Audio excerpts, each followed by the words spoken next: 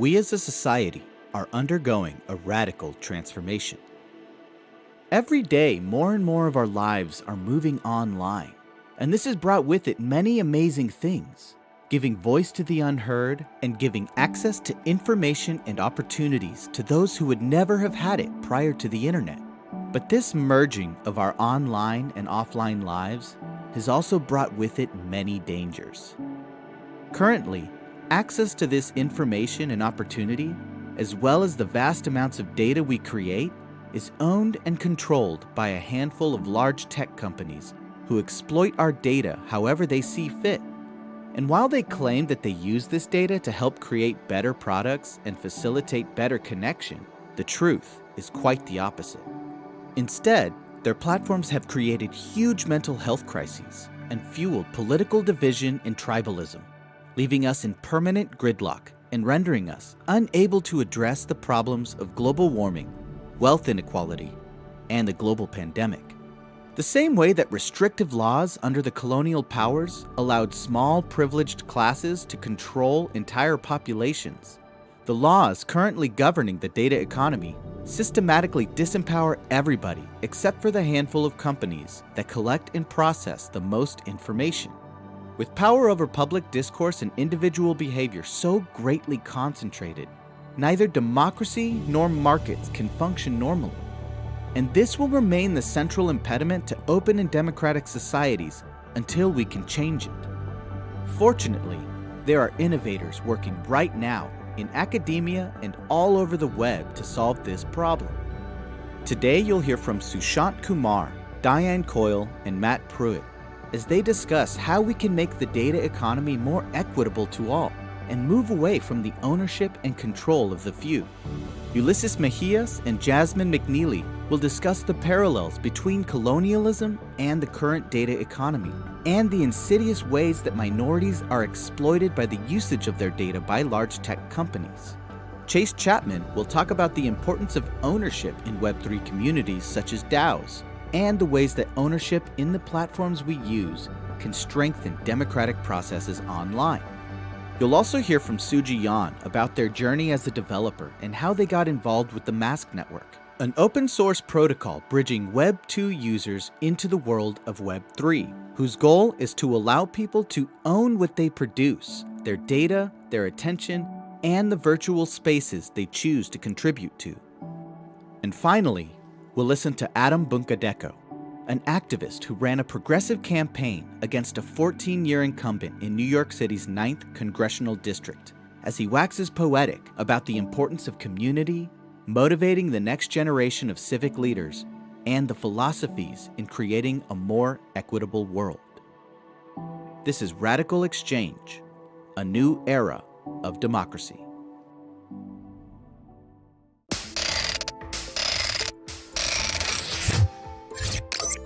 Hey everyone, welcome to the 2021 RadicalxChange conference from myself, Glenn Weil, and my daughter, Talia Audrey Weil. We're really excited to be welcoming you all to this conference. For Talia, more than for me, we desperately need a new era of democracy. Today, more than ever, the forces shaping all of our lives are at scales that don't match with the usual ways we governed ourselves.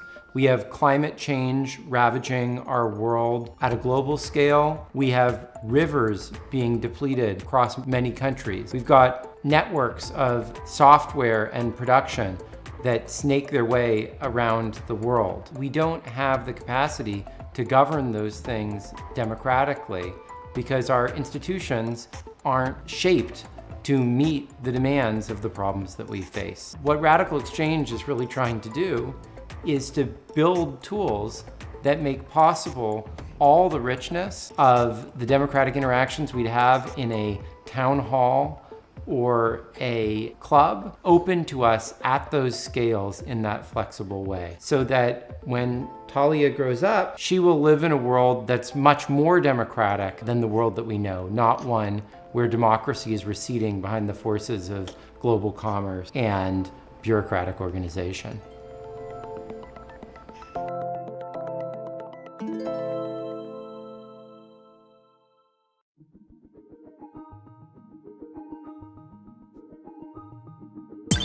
culture and creativity connect us.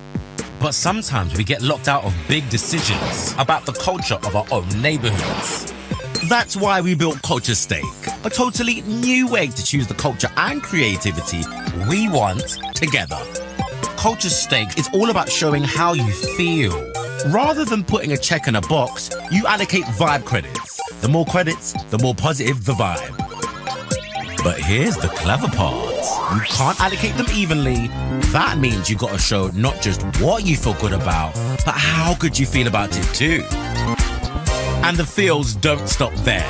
Because as well as feeling kinda great, you get to pick arts and activities for where you live. You'll feel more plugged in to your local culture and community. Find out how you can culture stake in your community by visiting culturestake.org.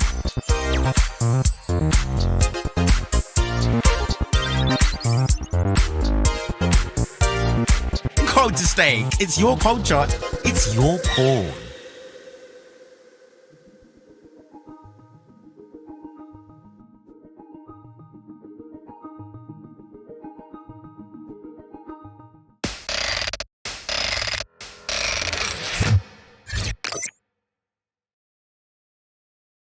I'm Adam Bunkadeko. I'm the executive director of Coro New York.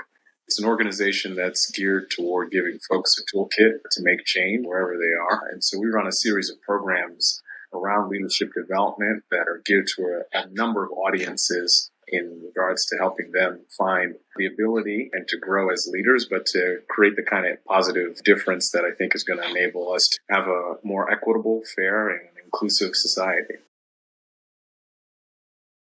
I'm the child of two war refugees from Uganda. My parents came to the United States fleeing a civil war. As a result, I was born here in New York City, and so New York runs through my veins. I'm proud to have been able and blessed to have been able to be born here, attended city's public schools. I was fortunate when I was younger to be able to not only earn a scholarship, but also change the trajectory of my life. And so as a result, I felt an enormous obligation to try to give back to the communities and country that has enabled our family's success. And so through that, it's been an engagement through public service and the kind of work to create and build the democracy that will not only allow for folks like my parents to succeed, but others to succeed.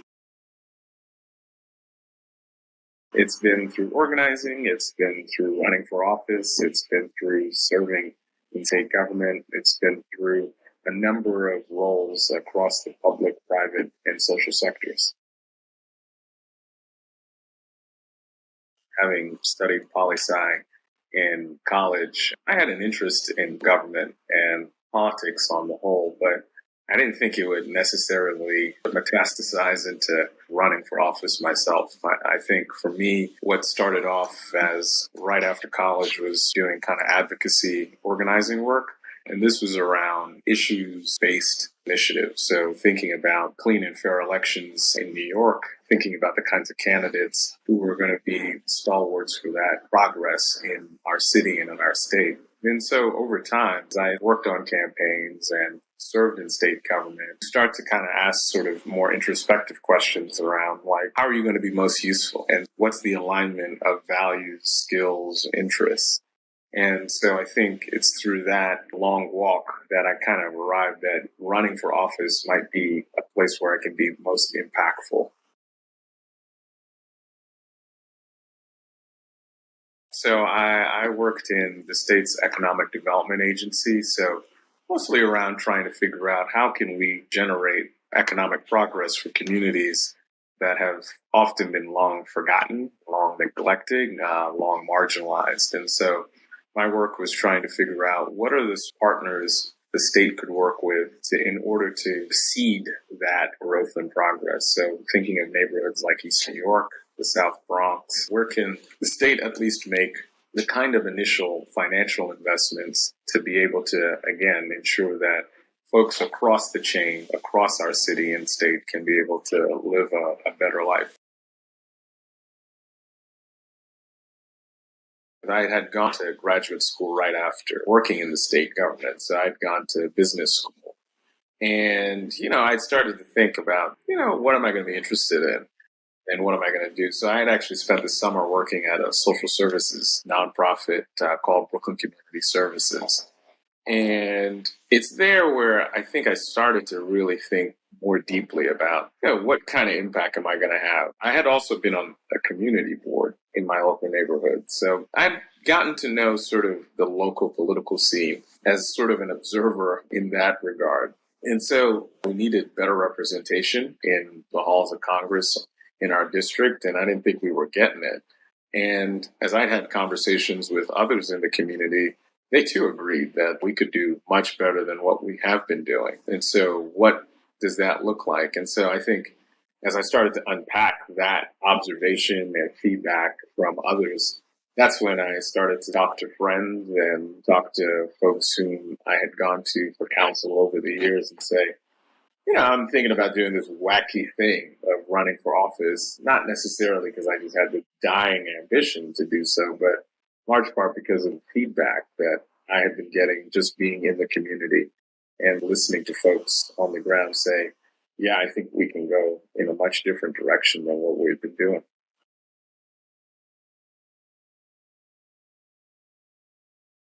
Had you asked me right after undergrad, I was probably on my way to doing a PhD, probably in political philosophy. I probably would have been teaching somewhere at Williams College. But I'd had the good fortune of taking time off after college. If you go to college straight from high school, you've been in school since you were 5 or 4, right? And so for me, I think it was nice to just have a break and sort of take a step back and think about all of this knowledge that I've now acquired and how might it be applied. And so as I started to work in government, started to work in organizing, started to do a bunch of things, I encountered a lot of folks, doctors, lawyers. Lawyers tend to perpetuate a lot in government. And one thing that struck me was, while I think intellectually and conceptually, I think I would have probably enjoyed law school, I actually didn't want to be a lawyer. So the question then becomes an actual practical one, which is, okay, if you have no interest in actually doing this job, should you do this? For me, I think what I had also had this sort of benefit was I'd actually been around folks who had gone to business school and had served in the public sector. And what I think I took away from was there's going to be a kind of education that could be very impactful if applied to public service, in that you're understanding organizations, you're understanding finance, you're understanding management, you're understanding a lot of the challenges of running large organizations. And it's a skill set that's actually, ironically enough, not really there in government, believe it or not. There are a lot of folks who I think could benefit a great deal from that. And so to me, I said, okay, I don't want to be a lawyer, but, business school might actually make a lot of sense in that what you will learn is how do you get from point A to point B? And that might be very useful down the road in whatever capacity that you might choose. And so as someone who's been in all sectors, I said that might not be a bad set of tools to have. You want to do something, regardless whether it's run for office, whether it's to start a business, whether it's to teach. You want to gravitate in your life toward this nexus that aligns with your values, skills, and interests. And ultimately, if you are gravitating toward that, you're going to be fine. I just generally believe if you're doing things that are, one, super useful and you're being super impactful, it's hard to imagine a world where you're not doing well. You're going to be in a place where hopefully financially you're secure. Now, the question becomes, what is financially secure? It's a common question at Harvard Business School, which is, what's your number? What's the number in which you are just like, I'm good? And that number for me has always been very low. So I have generally never had an issue in saying, I'm okay. And so that choice or proposition as it's sort of constructed, I think is a false one. I think you can pursue what you want to pursue and be happy and live live a secure life. How you define secure, I think, is always in the eye of the beholder. But to me, I have gone in after public service and I have put it all on the table. I mean, whether it's credit cards, draining savings, the whole bit. In large part because I've always felt I've been pretty blessed in life. And I don't want to give folks the impression, well, man, easy for him to say. I've got an education that has enabled me to be at a place where I can do these sorts of quixotic kind of adventures professionally. But I also come from a family not particularly of means. I grew up in a one-bedroom apartment, roaches, mice, the whole bit. And so ultimately, the question you got to ask yourself is like, what kind of life do you want to live? And what are you going to be comfortable with, at the end of your life when it comes to an end? What did you do? Were you as impactful and as useful as you hoped?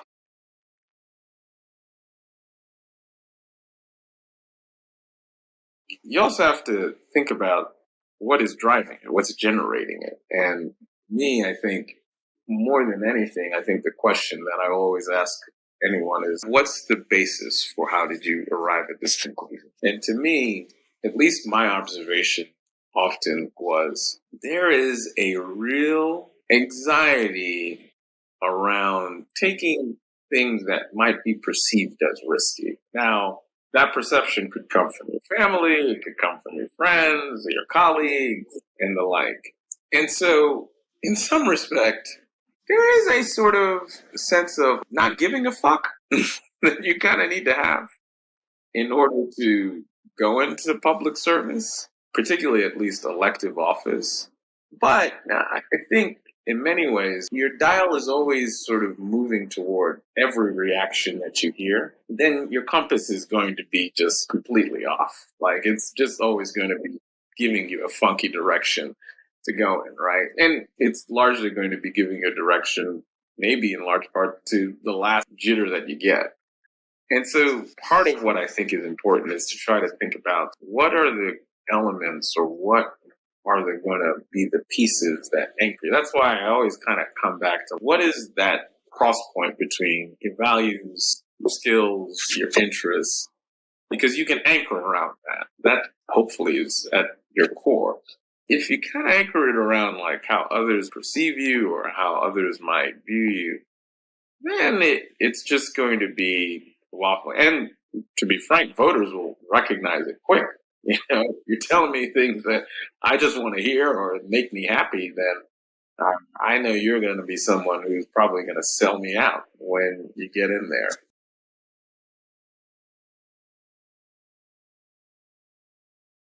We've got a number of great programs that enable folks to be active participants in our civic life in order to create, again, a more inclusive, more fair, more equitable society. For me, what I hope to kind of push Coro and organizations on the whole is to think about the kinds of leaders that we believe to be the folks who are going to do that kind of work. I think there's often been an archetype of a kind of leader that comes from an elite background or has a fancy degree or checks X, Y, and Z boxes. And my view is that I actually think there are tons of emerging leaders out there in the world who, if you actually give them a toolkit, they can scale their impact in a phenomenal way. And I think about it from folks who were formerly incarcerated that are doing good work. I'm thinking of single moms. I'm thinking of folks who don't have college degrees. They aren't necessarily the folks you think about at having a seat at the table. But I think if you enable them, we can build the kind of democracy that is not only more representative, but more fair in how we sort of allocate resources, how our institutions are responsive. Because I think if we can include them in that perspective, I think it's going to be really representative of at least the democracy as we hope to have and imagine it to be. And so every day we need to broaden access of our tools to a wider set of leaders who are going to really do that kind of work. Because I think if we give them that, then I think our democracy is going to be in a far better shape than it has been. But I think really the approach is how can we engage our institutions to be more bold, more experimental, more daring than they have been. There's a kind of static energy or inertia that has built up over time that I think we need to sort of shake out.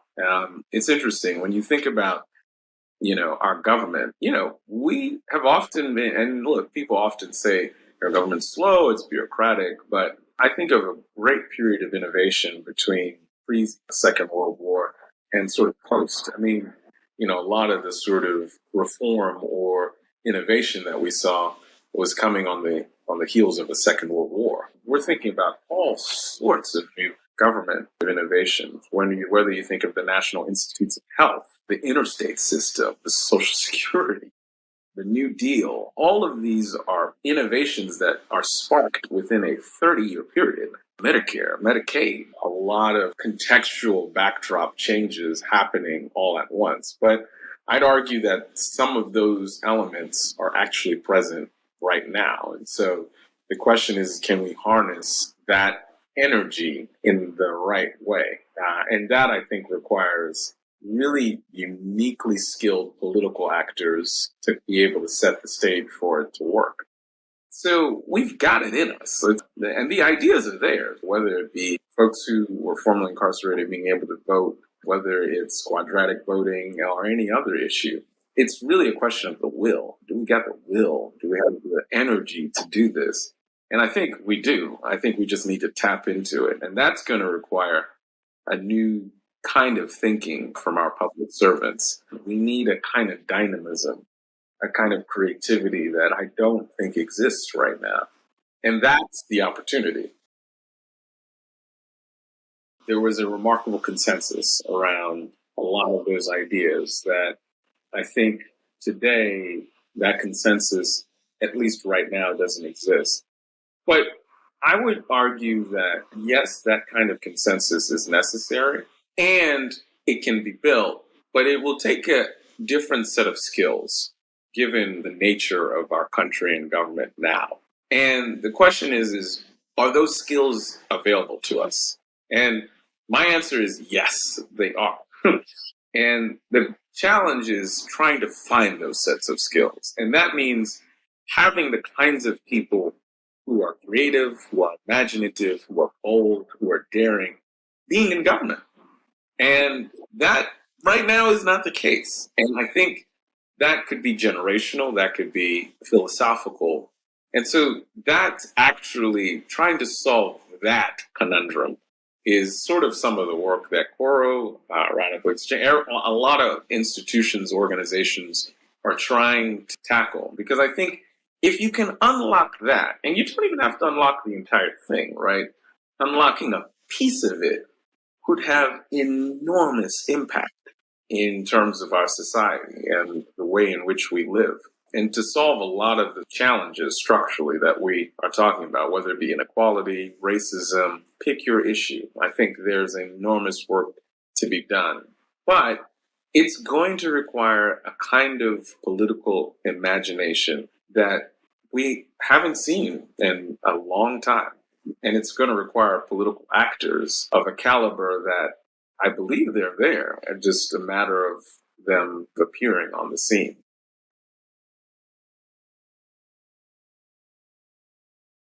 Their responsibilities beyond sort of shareholders, right? I think Milton Friedman and his line of thought had become preeminent in the 80s and the 90s, as you saw deregulation and weakening of government power in many realms of American life.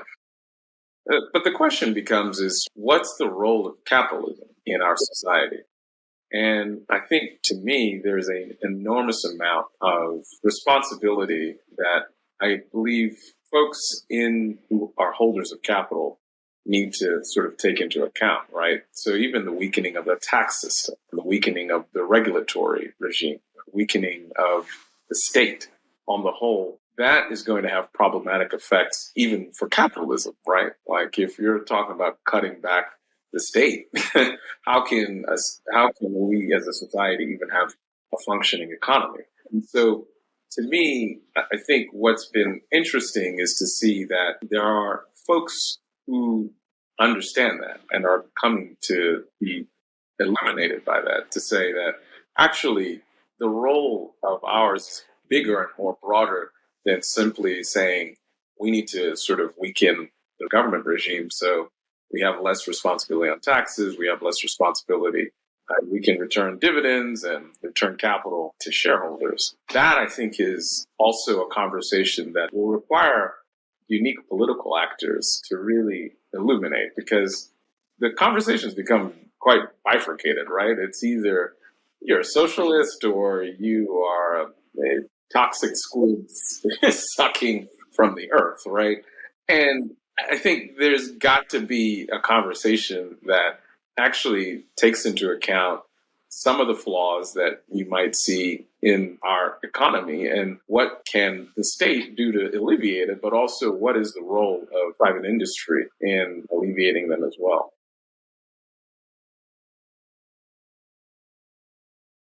The question is like, what is going to be the right design or structure of that ecosystem that is obviously going to be beneficial to the well-being of society? And that's a constant question that we've been grappling with since the founding of the country, right? And so it's not one that goes away, but I think what we have to do in order to kind of reach a place in which, again, we have a healthy, vital democracy is asking ourselves, what should the design of that be in this moment and the moment going forward? And so I think from our perspective, that's the work that's at hand. How do we have the kinds of conversations that will lead to the sort of progress that enables that vision to be realized?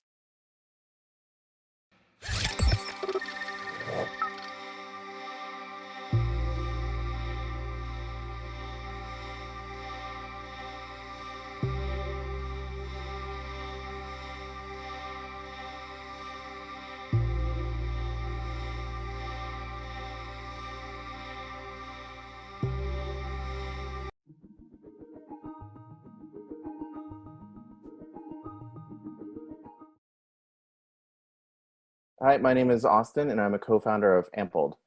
Today, I want to talk to you about our product, our mission, and how you could become involved in our co-op today and help participate as a community member. The music industry doesn't work for artists. Last year, musicians made only 12% of all music industry revenues. 12. And another scary number is 2020. That's the year that we're living in. And the primary revenue source for artists of live performance and touring has pretty much all but disappeared. And we have no idea when the end of this crisis is in sight. So the problem is that musicians aren't paid equitably, and giving direct support to them is difficult. If we look at existing market trends, we see physical and digital sales continue to decline, and streaming rates continue to go from bad to worse. So we have this opportunity that artists need support, artists want support. From the way that they're recording and releasing music, they often have surplus content that doesn't live on other platforms, and their listeners are often eager to directly support their favorite artist, especially if it's through an organization that they feel like aligns with their values. Ampled is a web platform that allows musicians to be directly supported by their community with simple, direct, recurring monthly payments. So Ampled is like a Patreon for music as a co-op. That means it's collectively owned by its artists and workers. So Ampled's mission is to make music more equitable for artists and to operate transparently and ethically. Here's how it works. Here's a product page of Ziemba, who is an artist owner of Ampled. Artists create a page for free and post unique or exclusive content, which is available to the public or either for their supporters only. And each artist can be supported directly for $3 a month or whatever people would want above that. And the average support amount right now is about $6. So here's an example of how the content works. This is Renee Klajic's page. She goes by the name Ziemba. She's an artist owner of Ampled and just released a new album. And on her Ampled page, she's posting demos and alternate versions of all the songs before they come out. the co-op model actually helps unlock a number of unique competitive advantages against a really large company. So Ampled is owned by its artists and workers rather than Patreon, which is owned by VC and private equity investors. This means that value at Ampled is captured by artists rather than extracted from them. Economic rewards are shared by many rather than concentrated to few. We're motivated by service to members rather than growing and serving financial maximization. Our revenue model isn't a rent-seeking platform fee. It's a commons contribution that artists pay to help build and grow the platforms that they own. Our goal is sustainable independence rather than selling the company or going public. And we make decisions democratically rather than autocratically. So we see this play out in a number of ways that make Ampled significantly more attractive to musicians. In terms of governance and decision-making and ownership, artists have a say in all of it. We are financially transparent, and our accountability interests are structurally aligned amongst stakeholders. And it's all built on a foundational mission and ethos that aligns with artists. And people are paying attention. So we've received write-ups in a number of press outlets. We've been a part of Start.coop and New Ink, which is the cultural incubator as part of the New Museum in New York City. Our favorite hyperbolic headline that we've received was "How a Punk-Inspired Collective Beat the Streaming Giants at Their Own Game." To be clear, this is not a picture of us. Lizzie No is Queens-based Americana singer-songwriter, is an artist owner of Ampled. And she's receiving enough support that's actually fully paying her rent through the platform right now. And she says, "Up until now, my idea of success was to play music and not have a day job. It seemed impossible to fathom, but thanks to Ampled, it has happened in the past month." Our team looks and feels more like a collective than a traditional startup. We have over 30 people helping build and grow Ampled, and investing their time and labor through a time-banking system that we made. And we have senior employees from Kickstarter, Spotify, and Patreon, to name a few. This is a bit of an unusual pitch in that we're not asking for investment, we're actually asking for participation. So we want to ask you to become a part of our co-op as a community member. We have artist owners, worker owners, and we've carved out this third stakeholder group called community members. And you can become a community member by going to this website, ample.com/community, and supporting the platform and us directly for $3 a month or whatever you'd want above that. And this is our way of aligning accountability with our community rather than VC investors. So when you become a community member, you can get a seat at the table. This means you can run for our board of directors or vote for in the board elections. You can have decision-making power. So important co-op decisions will actually go by you, and you will be able to submit your ideas as proposals. You'll get insider access, which means you can unlock content that we're posting on this page, which will give insights to people and operations on Ampled, and we'll post polls to get feedback on key strategic decisions. And you'll get access to the team, so you can join our Slack and join in kind of our everyday conversation. So again, I want to invite you to become a community member. We're helping make music more equitable for artists. And beyond that, we are hoping to also do something better, which is by aligning the co-op model with the scale of the web to generate a reshaping of corporate governance and human organization that we haven't really seen before. And we want to invite you to become a part of that and help build it together. So, thank you.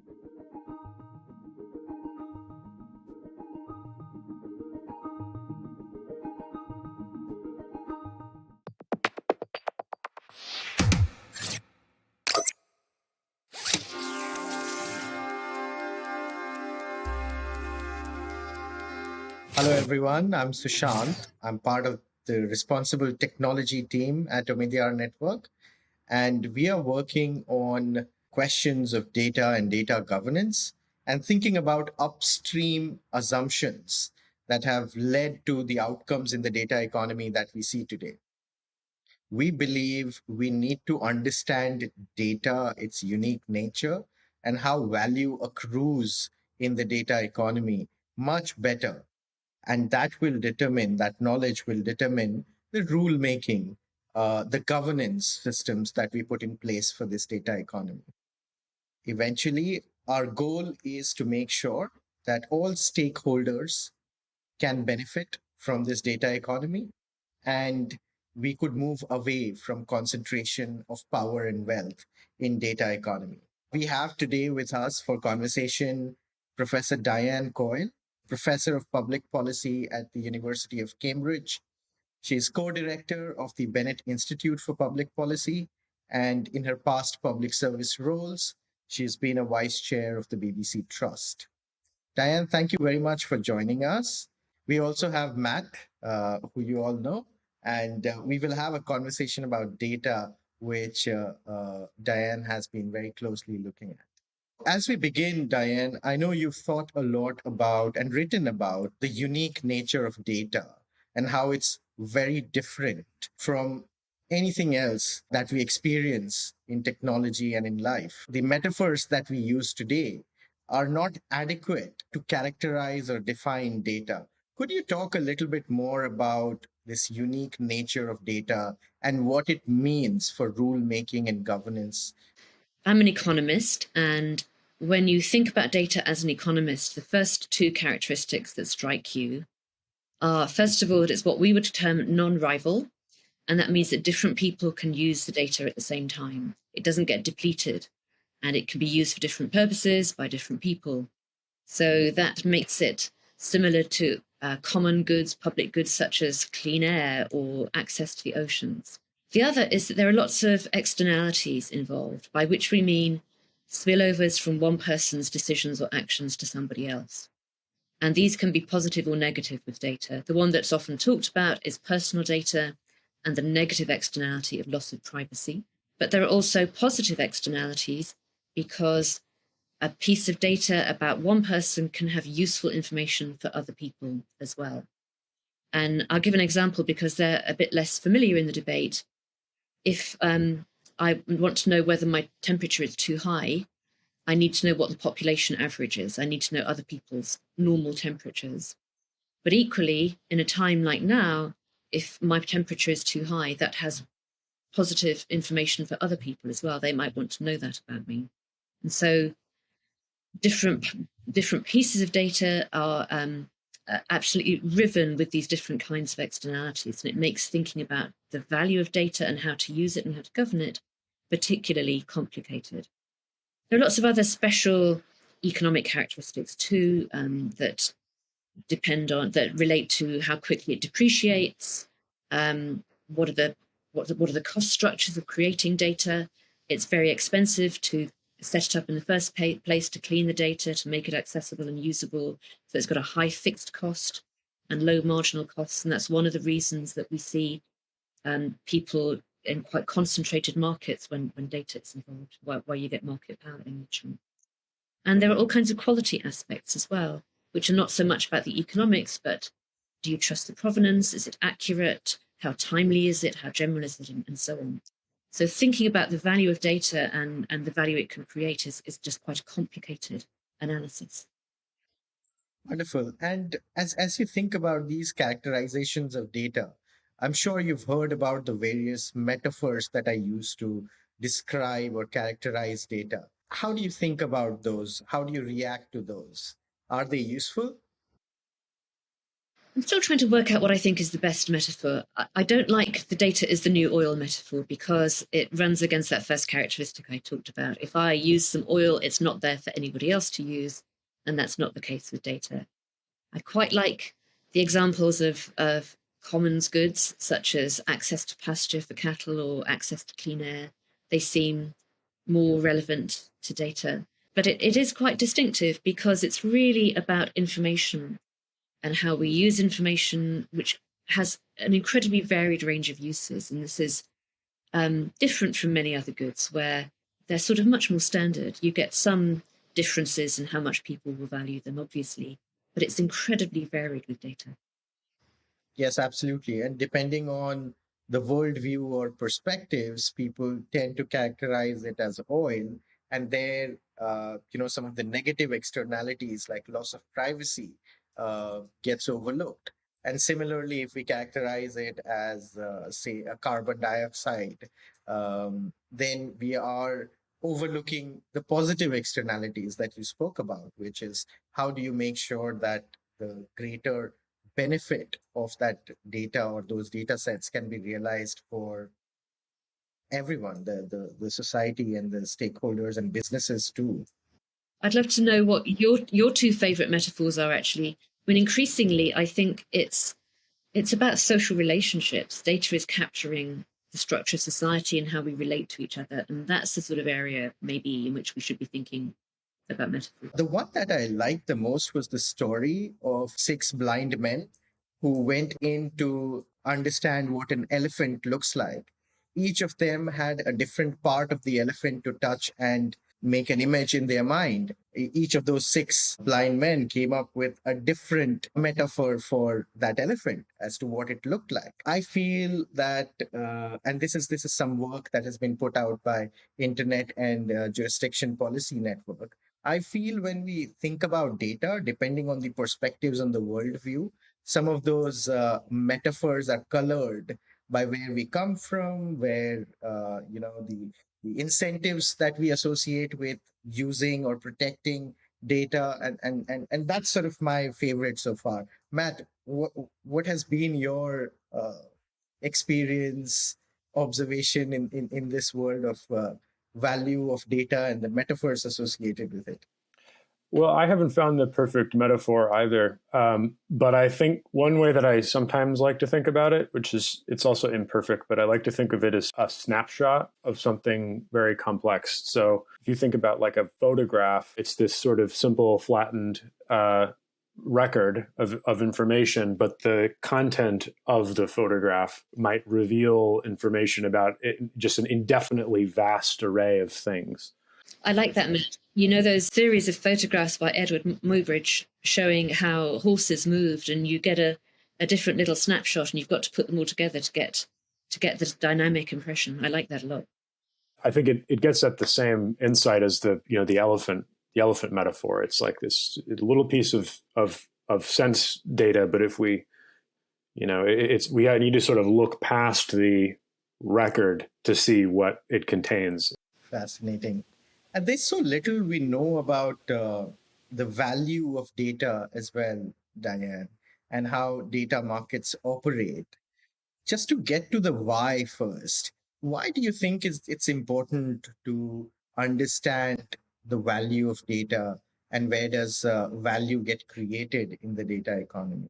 I come at this from thinking about policy questions and how should governments or other bodies think about managing data, giving permission to access it and use it, protecting people's privacy and security and so on. And the value questions become important because you need to invest to create the data that's going to be useful for society.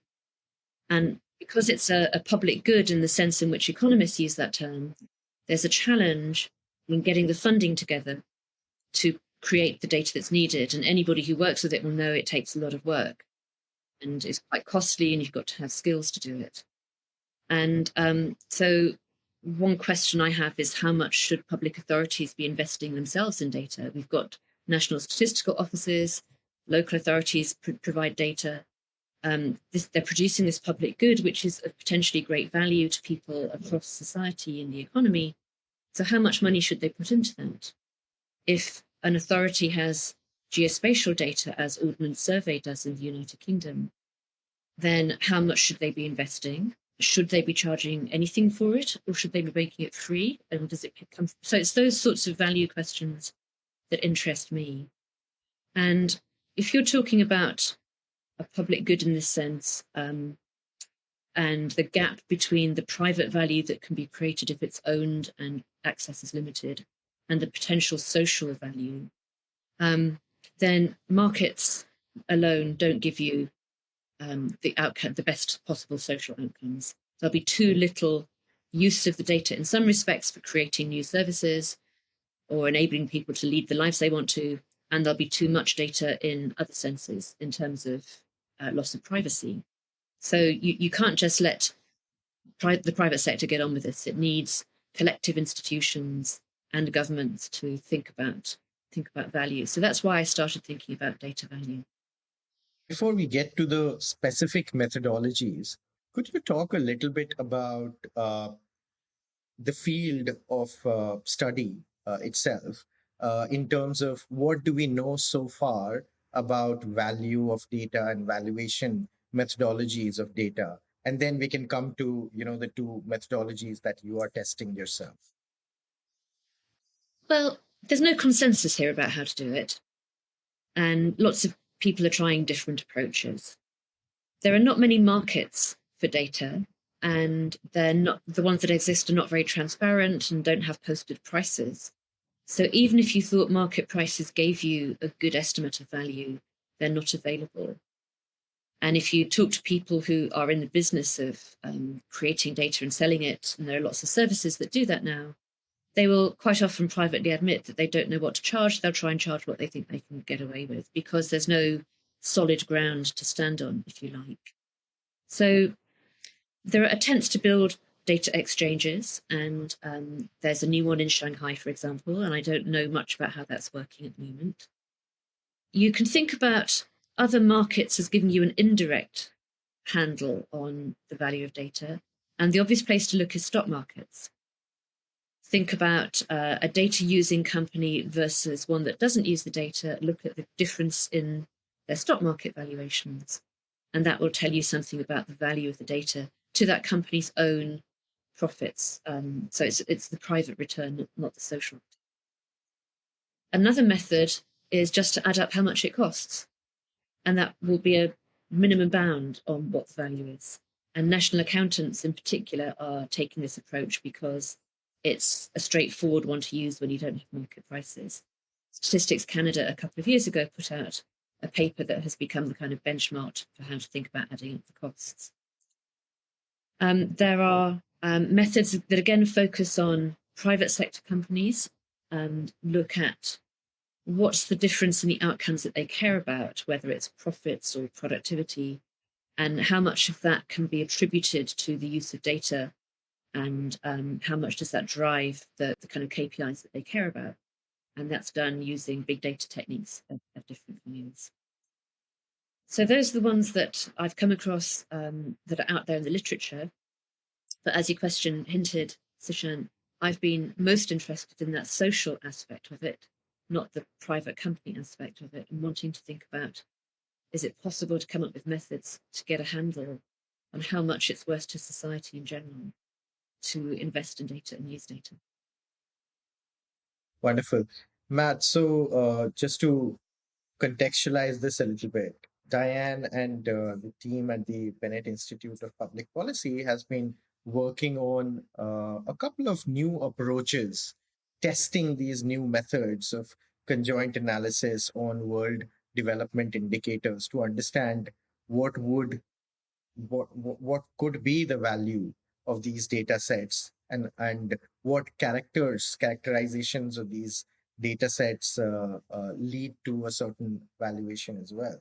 There's the second methodology, which is on real options as well. We'll get into the findings and the details of those. But before we do that, Matt, did you have any other sort of questions that can help characterize the space? One thing that I've thought about a bit, which I'm very curious your thoughts on, Diane, is the idea that in order to value data, you need to know what it's going to be used for. Sometimes I think about the idea that, for example, if a company acquires a lot of data, they might be doing a certain thing with it, which gives it a certain value to them or to someone else. But it's possible to imagine the company pivoting its business model, for example, and doing something completely different with the data, now or 5 years in the future, or something that would put the valuation in a completely different light. I think this is one of the challenges that makes it hard to know what the value of data is, because you sort of have to pick your lens. And you're anticipating a bit the real options methodology, which is an approach that companies have used to, as the name suggests, keep their options open about what their strategy might be in future. It's not only data that has this characteristic. There are other assets where the use might change. And and they just get revalued when the use changes. So if you think about old buildings that were factories and then get repurposed as warehouse loft apartments, then their value changes over time depending on what the use is. So that's not completely unique to data. But data has a lot in common with other assets that we find hard to value, and natural assets that are common goods, such as the rainforest would be one example, or cultural assets where we care about, the destruction of Palmyra because it was part of the cultural heritage of mankind. So it's not completely unique, but I do completely agree with you that this range of uses makes it very distinctive, and it's both really widely used and has a huge range of uses and is growing so much. And it's why we're all grappling with these questions right now. And there are questions about, whether an individual's data has any value at all. There's been some paper literature around the relational nature of data and where that value comes from. And there's this debate around whether it's scale that accords the value of data in the private sector setting, or is it the relational nature of it that accords the value? If you try out one of the data value calculators that you can find online for your personal data, it's usually a really low number. And I've even tried making up that I'm a very wealthy person who wants to buy yachts, and it doesn't make much difference to it. And that's because it's the aggregation of data that makes it valuable to the companies that have large stockpiles of personal data. So one individuals don't make much difference. It's the pattern, the pattern across all of them that is valuable. But as you're saying, it is relational. And I find this individual property-focused approach quite unnatural. And I'm thinking increasingly about the social, as I said, the social relations that are crystallized in a piece of data. And there's a concept of privacy in public that's used in the sociology literature, which means that you need to know certain things about people in a specific context, but you don't need to know everything about them. As a teacher, there are some things I need to know about my students. What were their scores over the time they've been in my university on different tests?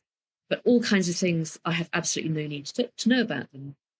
And in the offline world, we have all of these norms of behavior, regulations that limit who knows what about whom. And that's kind of what's been lost off online, because the big companies, but also governments, are able to join up data about individuals across all kinds of activities. And so when we get to talking about governance and institutions, I think discussing those terms of access and the rights and responsibilities that go with that is the interesting territory. But Matt, I'd love to know what you think about that. Yeah, so I mean, the topic of relationality to me connects interestingly to the question about externalities. When you were talking about negative externalities, you were talking about privacy. Another really important category of negative externality is power asymmetry, basically.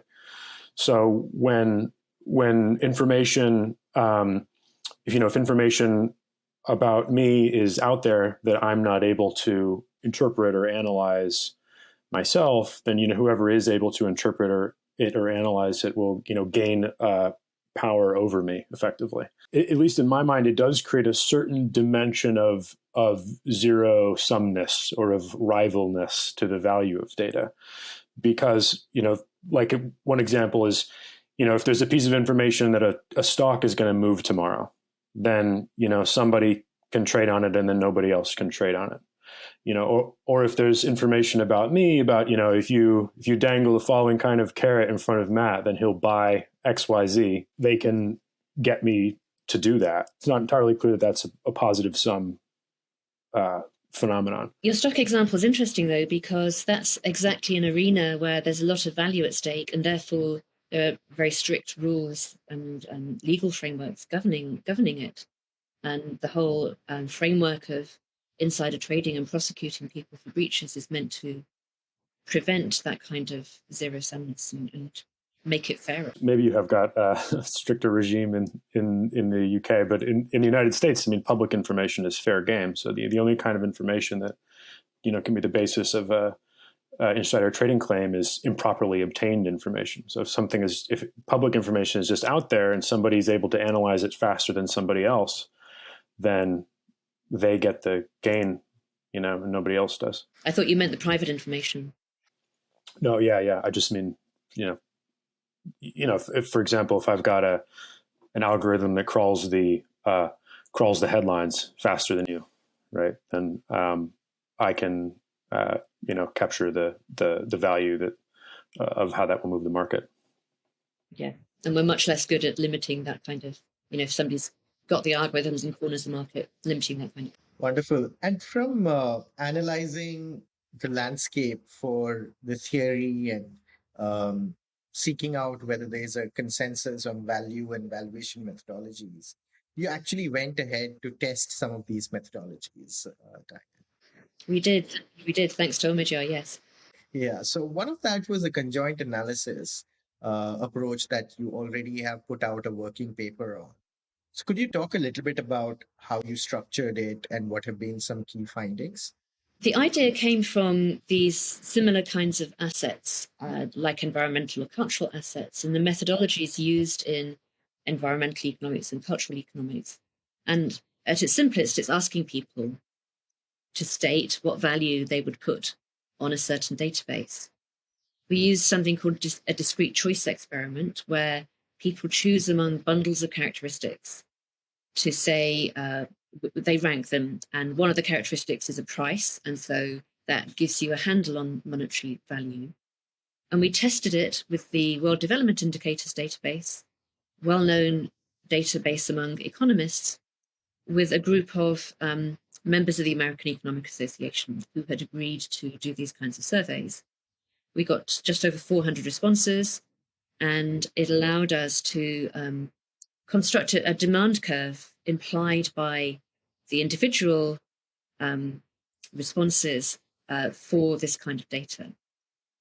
So it was a one-off pilot, and there's a lot to understand about the methodology. We'd love to do it for more examples. It's got its limits because people answering the surveys need to understand something about how they would use the data at all to be able to put a value on it. But it does seem to be a way of answering this kind of question about how much public money, how much taxpayer money should go into creating open databases, or if public bodies are going to charge some users, like commercial users, what kind of price should they set? It can answer those kinds of questions. And so we've got one working paper on that, and we are now halfway through trying a real options approach, which addresses that issue you raised, Matt, about not knowing what you're going to do with it. And many companies actually have data that they don't do anything with, so they're not capturing any value from it. But thinking about using this formula that's a translation from options pricing in financial markets to a real world strategic context, can we use that to come up with, it would be a range of estimates because you've got to make assumptions or get values for some of the parameters that go into the formula. And so we're trying that out as well. And we'll finish that in the new year. Where do you want to take this research from here in terms of having tested these two methodologies? What are the other steps that you want to take to understand the valuation methodologies better? Well, I want to use this in a number of policy debates. One is simply about public investment in data as a national asset. And I believe that data is a kind of language that we use, a grammar that we use for understanding what's happening in the world. And therefore, you can't change it and make things better unless you have that information. I want to use it in areas like competition policy. I sat on a panel that looked at big tech markets and the concentration there and what should be done about it, which has led to the creation of a special branch of the Competition and Markets Authority here in the UK to look at digital markets. The questions they will need to ask are about the benefits that consumers get from the services, but equally the costs of that accumulation of data. And you need some numbers or some idea how to go about putting numbers on that to think about proportionality and what are the right kind of interventions. So that's another area of policy. And more broadly, I'm interested in how do we make sure that the potential from using data is widely shared in society. And if I can give you an example from the National Health Service, which people in the UK care about enormously, value tremendously as a service. There's a government proposal to collect and combine all the patient data from primary care physicians and to sell that commercially to pharmaceuticals companies. It's already accessible by researchers. It's a very controversial proposal because I think people are not confident that they will get benefit out of that. People don't mind researchers using this data because they can see the public good that comes from it. I think there's just no assurance that even if pharma companies develop amazing new medications or procedures, that that's going to be fairly accessible and affordable. And we've got to make sure that the benefits that come from data across the economy are going to be widely shared. And that means exactly asking about the social benefit and not just the private benefit. So some of these questions around social benefits and private value, private profits that are generated out of data, they tend to focus on the negative externalities question as well. And the loss of privacy, at least at this stage, seems front and center. So the loss of privacy is front and center as part of the assumptions, as compared to the question about social value. So do you think some of this discussion around value of data, about the social value that can come from data, putting a number to it, can that be useful in shifting the conversation away from the concentration of negative externalities? It may be. I'd love to know what you think about that also, how you'd answer your own question.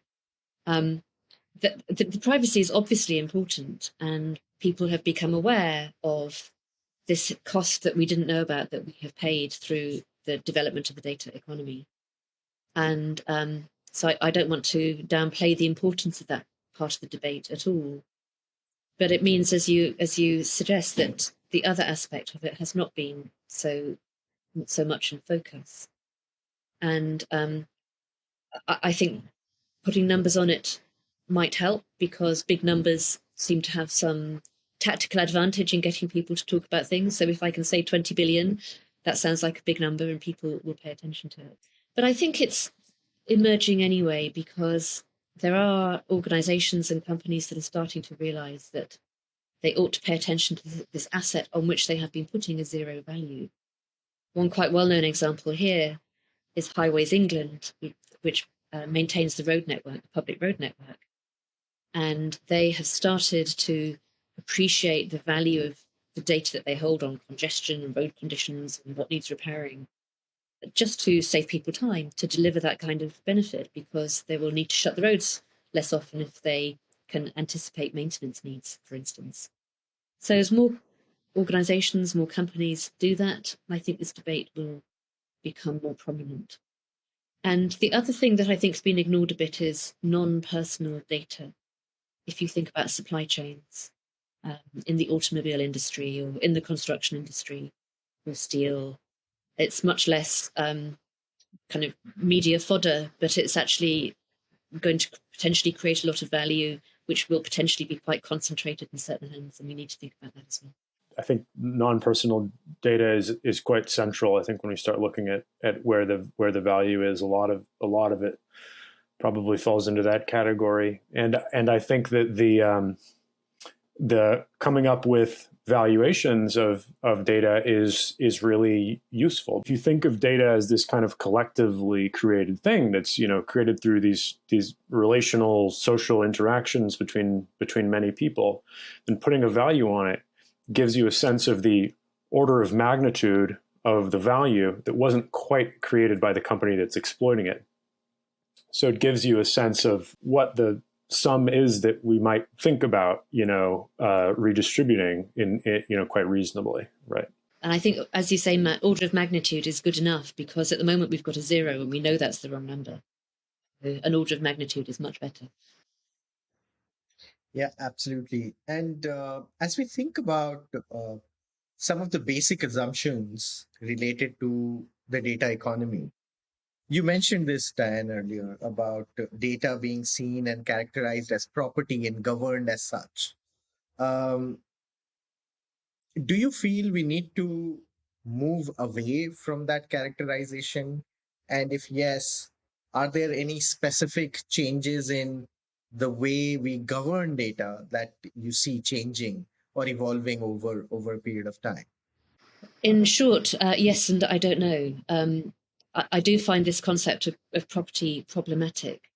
And even if you think of something quite mundane, like I go into the store and I spend money and store card data is collected, this is clearly useful to both parties. It's my data, it's my spending, and I might want to get the points that come with that, and I get value from that.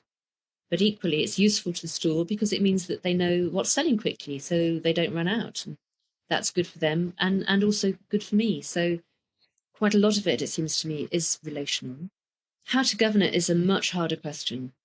And I should think you know more about it than I do, or both of you do. And obviously, there's a lot of experimentation and thought going on. A colleague of mine, Neil Lawrence, and his colleague Sylvie Delacroix are looking at data trusts. And there's a lot of energy going into thinking about that structure. I don't know whether that will work out. They don't seem to be very easy to set up. And maybe that's because of legal issues, so it becomes very legally complicated.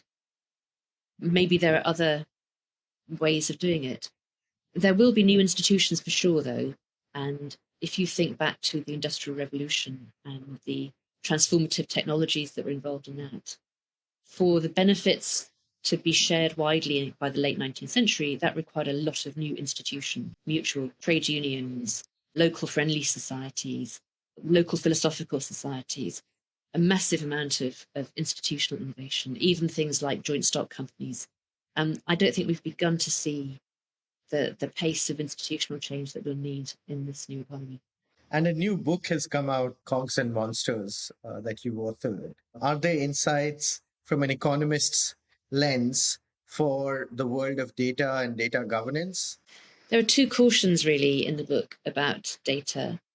One is to always understand that it's a very imperfect reflection of the world. And if you orient policies or behaviors around a specific type of data, then you are in danger of counterproductive outcomes because it's not exactly what you want. And this is a well-known phenomenon in the AI literature, that you can specify an objective function that the algorithm will optimize very efficiently. And if it's not, doesn't reflect the complexity or breadth of what you actually want to achieve, that's going to give you very bad outcomes. And the other caution is about policymakers using machine learning systems, data and AI, too quickly, where it's untested and in arenas where the consequences of people's lives are quite profound. And an example is criminal justice, talking about keeping people in prison or arresting them on the basis of facial recognition or sentencing systems, which are not properly evaluated, which have all kinds of biases that we do know about. And actually where there's a fundamental issue about the fact that in policy and in politics, a lack of clarity can be really important in making progress. The political science literature, academic literature, calls these incompletely theorized agreements. So, for example, we could agree on a particular sentence for a particular crime and have completely different underlying theories of justice. Is it about retribution or is it about rehabilitation? If you're going to automate that, even if you say it's half and half, which is a bit incoherent, you're specifying it. And to get decisions, political decisions, it's all about compromise. You've got to avoid specificity. And so that's my other caution. We're in danger of, adopting this very economicsy, we're going to maximize this objective function at scale, at pace, through machine learning systems, using biased and incomplete databases that don't actually reflect the things that we want to achieve. So I see great promise in data, but also have caution about the way it's being used. That's wonderful. Very aptly put. Matt, do you have any closing remarks, questions, things that you'd want Diane to further elaborate on? No, it's a beautiful point about the sort of different differing interpretations of information and the role that that plays in politics. As you were alluding to along the lines of new institutions, I mean, I totally agree with that. That's in a way, that's my sort of pet angle on this problem of data. I mean, I'm really interested in thinking about what those new institutions would need to look like at a really high level of generality. What I think is essentially that we need institutions that effectively distribute power over what is done with information, so that differing interpretations of what ought to be done with information are actually all in play and checking each other, so that we're not all sort of optimizing for the one, reduction of the universe to a single variable. The comment about trade unions and mutuals and is along the lines that I'm thinking, and data trust as well. I mean, I also know Neil and Sylvie, and I'm extremely interested in their project. I think that whether it's data trusts or something else, I mean, I actually think that data trusts might work, but I basically think it has to be some sort of a tabula rasa kind of institution that plays this intermediary role for data.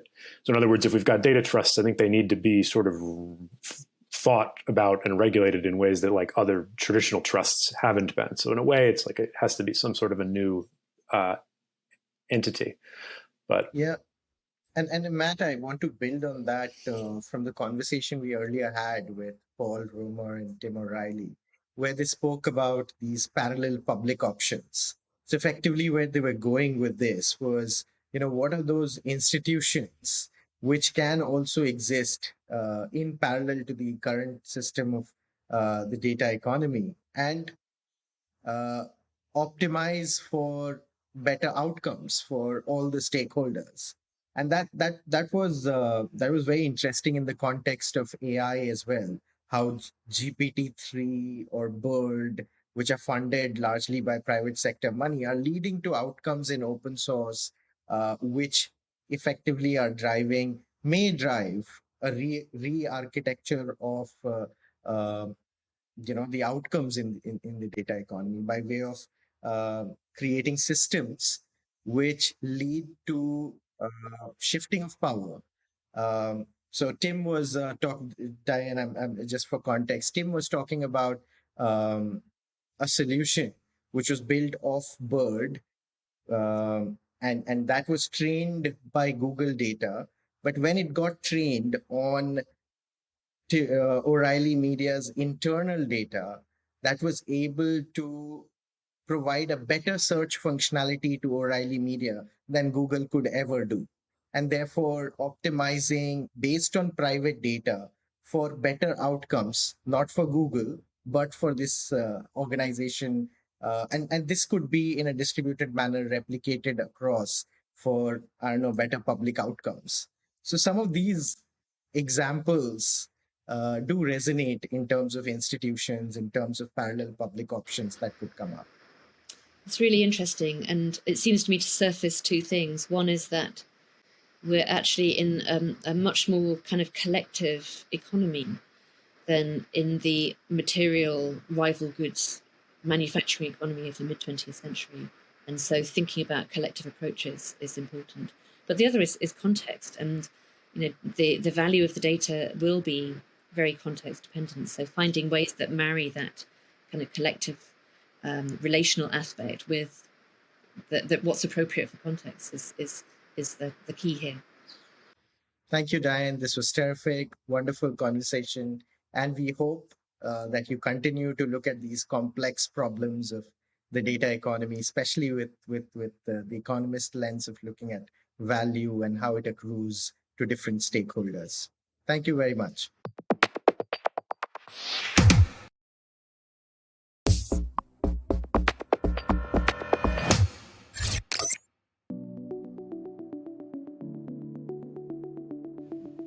I'm Tamil, and I grew up in London after my family left the escalating ethnic violence that eventually wiped out the Tamil homeland of Elam in the north and east of what is now Sri Lanka. And I trace the roots of that conflict to the colonial imposition of democracy when the British Empire arbitrarily united the island as a nation state and left it with political parties that then inflamed racial antagonisms to get elected.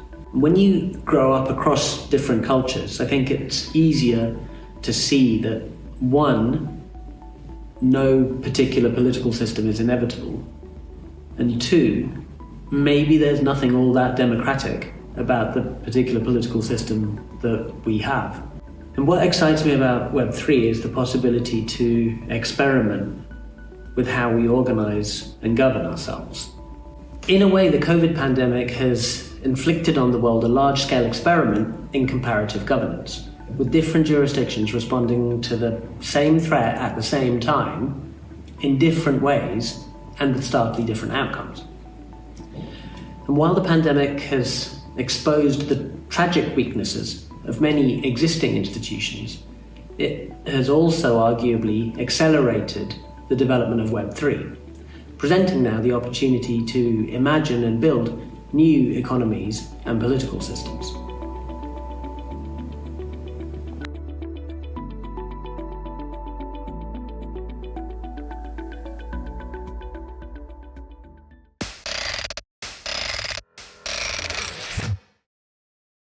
Hi, my name is Chase Chapman. I am working on a bunch of different things, but mostly contributing to DAOs, both on the DeFi side, but also on sort of the culture side of Web3. And I also have a podcast that explores the human side of Web3 and crypto, hopefully thinking more about how humans actually experience the metaverse, at least the Web3 metaverse. For a long time, when we think about resource allocation, capitalism has sort of been the best answer to that. The reason being, I think there's a famous quote that it's not a good system, but it's the best one that we have. I think that actually might also apply to democracy. The economic models that underpin a lot of how we organize resources matter a lot when it comes to democracy. And when those things clash, like we saw with Facebook and elections and sort of having these like negative essentially incentive mechanisms, or at least capitalistic incentive mechanisms that can underpin democracy, that's like a seriously large challenge. And so when I think about big challenges both locally and globally, it really comes down to ownership, who's making decisions, and then how those decisions impact everyone, because capitalism is not necessarily the best model by which we can organize resources, or at least it's not one that is perfect. And so, to me, ownership is the main sort of lever to pull when it comes to how we think about some of these systems and how they engage with democracy in general. I think that we've had a really massive shift in what impacts our lives as individual people. So when you think about what used to impact our lives, you have the sense of like local community. Before, I'm talking the internet and all that kind of stuff, you had this like really strong emphasis on people who were local to you and communities that were local to you. And so you were able to sort of own part of your community in that capacity, have an impact on a lot of the things that are around you. I think as we live increasingly digital lives, we have this weird problem whereby the products that we use in the world that we engage with isn't today like owned by us. And so I think this like need for shifting how we think about and engage with democracy is actually a shift in our landscape overall. What we have not yet explored is what a digital democracy really looks like, thinking about how we govern the digital world around us, which really doesn't abide by a lot of the physical geography parameters that we currently have set up. And of course, as we've gone more digital, these like local communities have been less and less important because we're spending so much time online. So I think it's really a reflection of a change in environment more than anything. And with that needs to come a change in how we govern the environment around us. To me, the vision of how we govern a digital landscape looks like a combination of things. I always like to start with the mental model of a company because it's simple. That's what we have today. Slowly move towards something like a co-op where we own it. We are actually essentially able to participate in decisions that are really important and that impact us.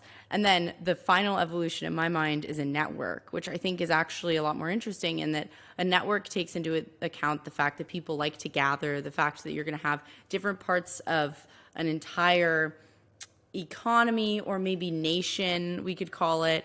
And those things are going to be in their own groups. And so I think slowly as these things evolve, we'll start to look more like a network. And what's interesting about networks is that they basically have these core things that everyone is able to do within them.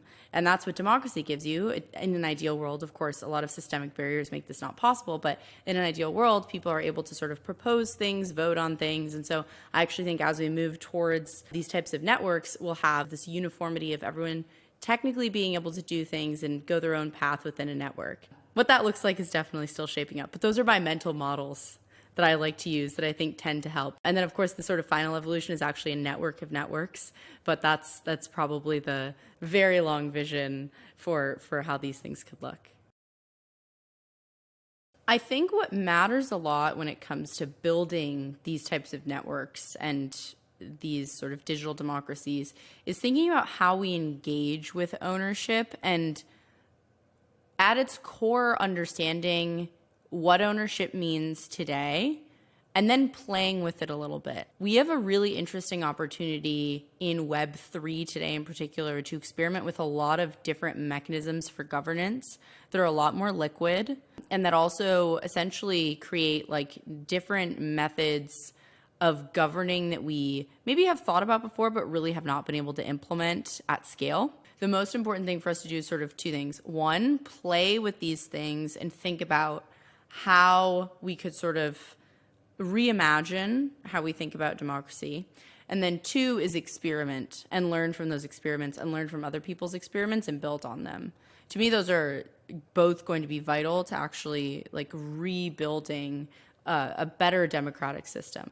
The whole point of democracy is that a small group of people are not going to be able to build as complex solutions or systems as a larger group of people, for the same reason that, you know, if you buy into generally capitalism as an okay way to allocate resources, individual decisions on whether or not to buy a carton of milk at a certain price, out of that emerge a price that a market agrees upon. And so if you believe that democracy is a similar mechanism for governing resources and thinking about, you know, public goods, then you actually really want power to be distributed. And so I think a lot of times when we talk about like getting paid to learn about crypto or having these incentives, people think about these like sort of selfish motives or people exploiting the system.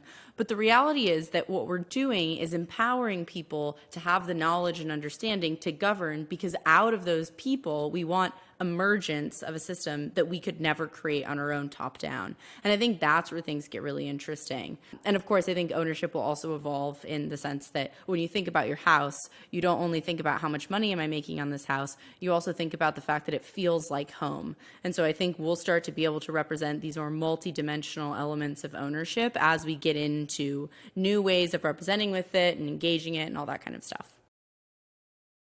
I'm helping Rabbit Hole build out their DAO, and I think where things are really interesting there is when you think about, again, this learn to earn paradigm of, okay, we're going to teach people about these systems, teach them how to engage with them. What's really important, I think, is that if you're an owner of something, part of being an owner is deeply understanding something. This is why, you know, being an educated voter is important. This is why people do their research. And so you do need to engage with and participate in these systems in order to really be an owner in an impactful way. And so Rabbit Hole is bringing a lot of that to the forefront. What I think is really interesting, though, is that it's not binary. Learning, whether it be in a democracy about all of the different issues or candidates, or about Web3 and thinking about all of the different issues with protocols, is a constant practice. It's not something that you accomplish and it's a milestone and it's done.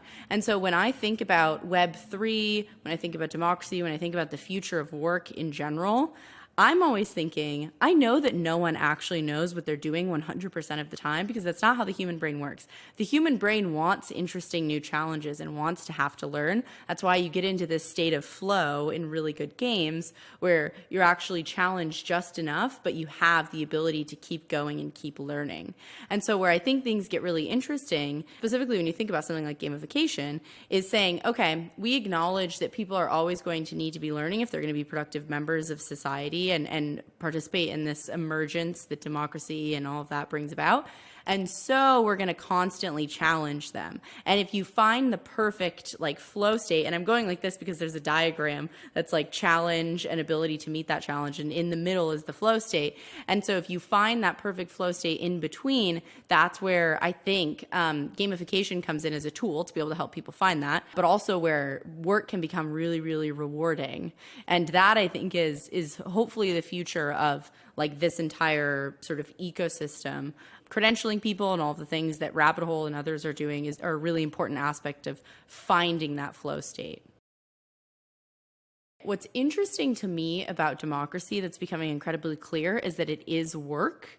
That is sort of the whole point. You know, out of voting and having a say, we have this emergence of a better, more interesting system that no single person could have come up with.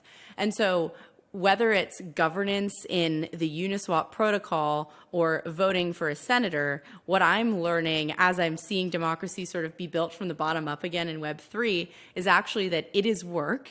So you have all of these interesting challenges where you want to make sure that people are educated on certain topics, but you also want it to have equal opportunity. The models for how we think about work can be very much applied to democracy. Now, where I think things get interesting is when you're able to take mechanisms that we've used for whether it be work or like entertaining people and actually fold those into democracy. So something that I've thought a lot about is when it comes to crypto protocols that you're governing, what would happen if the delegates, if you have a delegation system, who made the most entertaining content that helped inform the people who are delegating to them, or actually the ones who had the most governance power delegated to them. And so we start to make governance more accessible and democracy more accessible. So I think there are interesting different mechanisms that we can play around with and take from.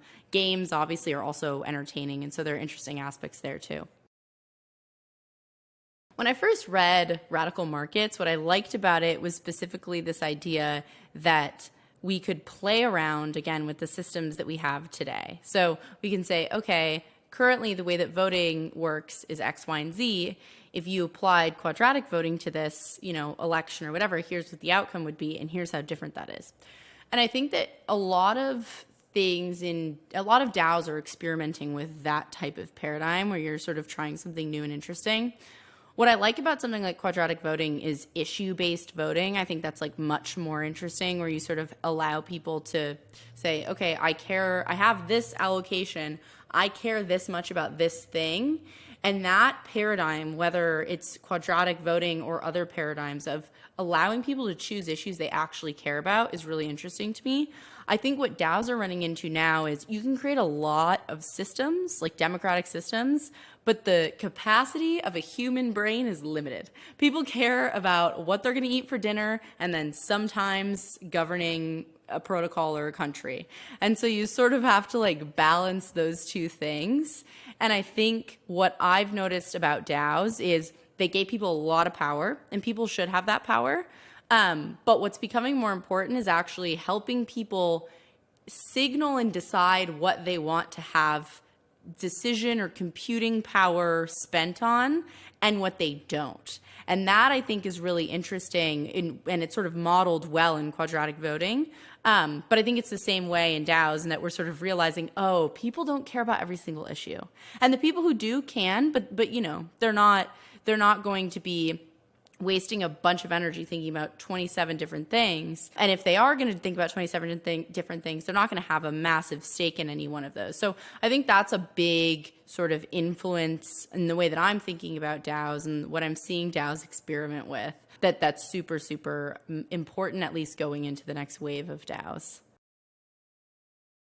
When I was thinking about these things in 2019, when I went to my first RadicalxChange conference, I was like, we're not going to find a new way of doing capitalism. We are, but it's so hard to change and all this stuff. And it finally feels like the world that we've been building for many years now in Web3 is becoming something where a lot of people want to come into it. And we have these bases of ownership and belonging and identity. And so I think there's absolutely a world that I didn't fully see because it wasn't coming together the way that it is now. But that world does exist. And to me, that's really exciting. So I'm really, really excited to see a lot of experiments that come out of this. And I think that's going to be the way forward.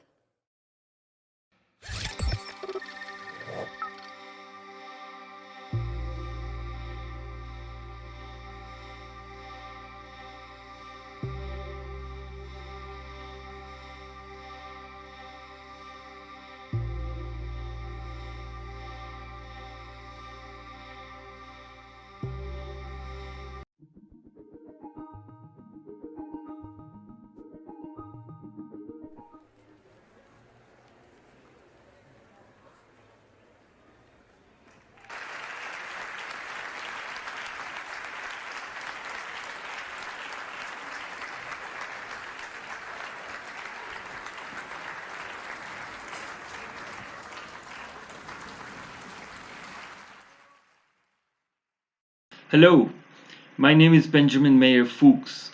I'm the founding director of 17 Institute of Critical Studies.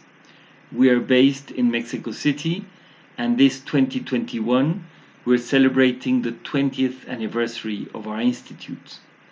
To mark the occasion, we are launching a new platform called Critical Switch, which is based on everything we've learned over the past 2 decades. As an independent institution, one of our most constant efforts has been to maintain our financial autonomy. We have never wanted to depend on public subsidies, private investments, or even grants. But how to achieve this objective? Our participation in the social response to the consequences of the great earthquake of 2017 in Mexico gave us the key. We generated a decentralized platform capable of hosting multiple proposals and initiatives without predefining the economic terms in which they would operate. Rather than working as a crowdfunding platform, Critical Switch encourages the establishment of communities around specific projects. In this way, it gives rise to decentralized collectives devoted to specific purposes. The platform circulates initiatives, the terms of which are defined by their proponents, and those who respond to them can collaborate with them or support them as volunteers, as professionals, or as partners. The advantage being that in this way we can build relations around ventures that would find it hard to secure support or whose contributions might end up compromising their independence. Here are 4 of the first proposals we have received. The Assembly of Indigenous Midwives of the state of Chiapas in Mexico aims to allow these caretakers to meet in order to organize a response to their challenges. Although they recognize the contribution that medicine can make to their work, the Mexican health authorities do not, in turn, recognize their own enormous contribution and experience as midwives, which of course goes back hundreds of years. A second project is the book Bodies in Dialogue: Disability, Art, and Feminisms, a disruptive exchange between feminists, artists, activists, and their contemporary counterparts in the field of disability.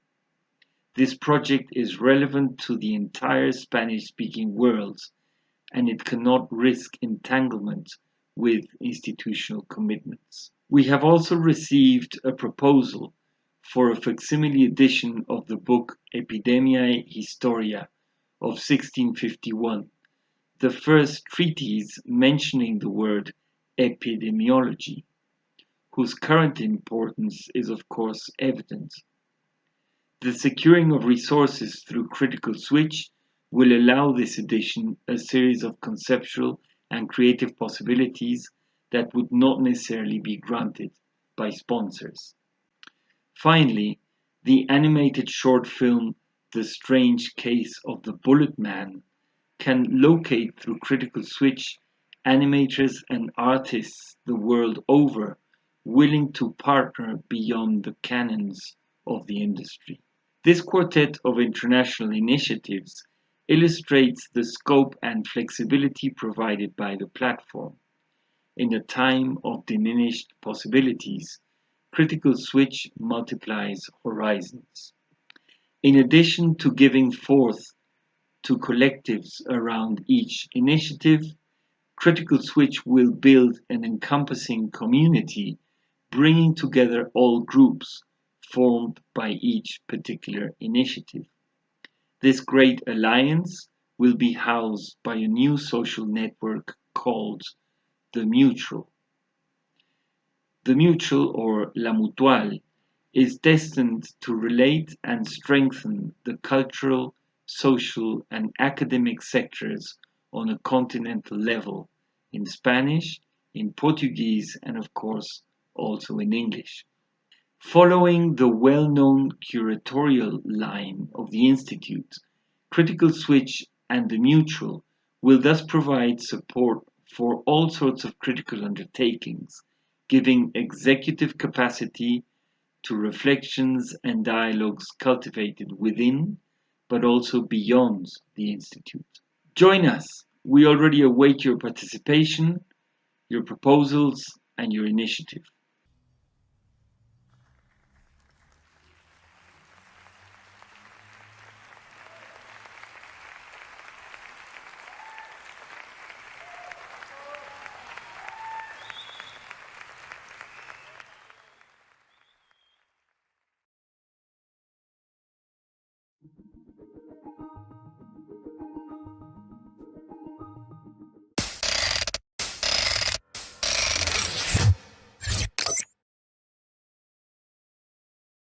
My personal feeling about the so-called Web3 decentralized web movement is actually a continuous movement, not only from the history of the web or history of the computing machine or network. It's actually connected to the human history of revolution and of social reforming. We always use the comparison of early capitalism, how it formed. So at first, we are in a medieval society that the king or queen owned the lands. And you had knights actually control the people who really farm and work in the war garden. And we actually have the same thing, same type, like pretty similar idea in the cyberspace. Cyberspace is actually quite new. If you count the early ARPANET, it's probably just a 40, 50-year old thing. But at very first, it's early community-driven, all the all the hipsters and all geeks, and then it's really very fast. It turns into a medieval style, pre-capitalism style, kingdom style war garden thing. Right, and that's the Web 2 we are mostly using today. We are using platforms, the Google Meet, Zoom, Facebook, Twitter.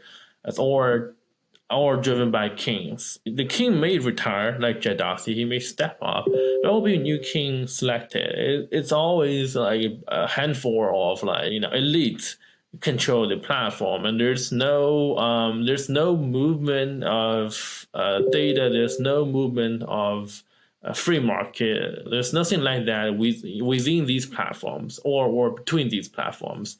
It's all war gardens. So that's pretty much medieval society. And programmers, which use another word, tech laborers, are those people who are trained, who master certain skills, like maybe you can use your katana to kill 20 people in one war. But that's like it's comparison to the medieval nice class, and these guys didn't figure out where the power come from. They feel like, hey, I'm smart, I'm graduate from Stanford, MIT, whatever, so I earned this Silicon Valley salary, which is not true. The reason you had such salary is because you have the skills to kill 20 people by a small program or harvest 100 people data just by a simple AI program. That's the reason you got paid so much, right? That's the reason you're hired by the war garden owner, king, to do that.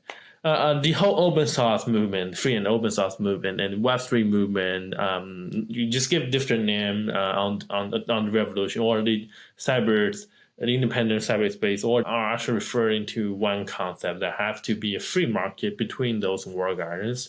And those war gardens may be still influenced by those families, founders, whatever, but it can have a lecture system or have like a free in and out system.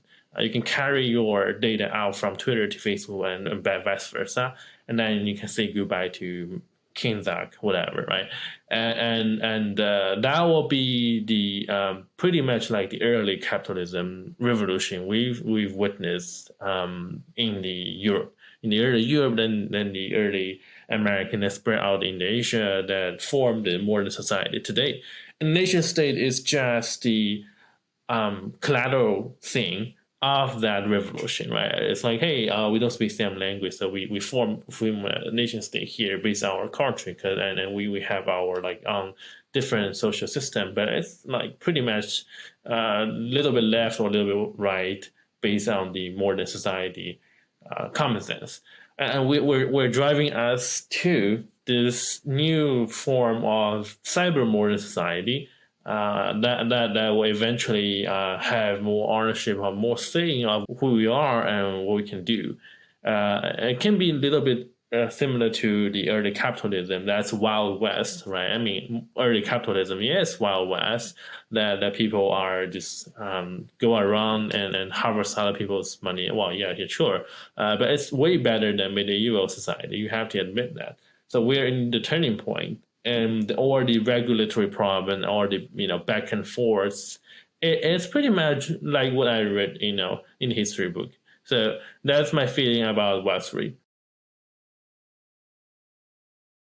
At the very beginning of my involvement with the Bitcoin Ethereum community, I was always thinking like, hey, all right, these are great creations. These are great inventions and great people, anonymous founder or founder with no superpower. It's going to be a common public good. But how can we transfer such a common good into something everyone can use, into something like the Web2 people can use, or the Zax citizen can use without Zax's permission, right? My theory about, hey, let's all take a boat and sail to North America, it's not likely going to work. Even now, like, hey, just think about it take 200 years for European to sail to North America and take a whole different revolution. And the old world still exists. And have to admit that most populations still live in the old world, right? In Asia and Europe, it might be also very unnecessary to migrate in the cyberspace, given that you don't really have the physical space to migrate. Just turn yourself from your controlled digital being to your more free digital being, right?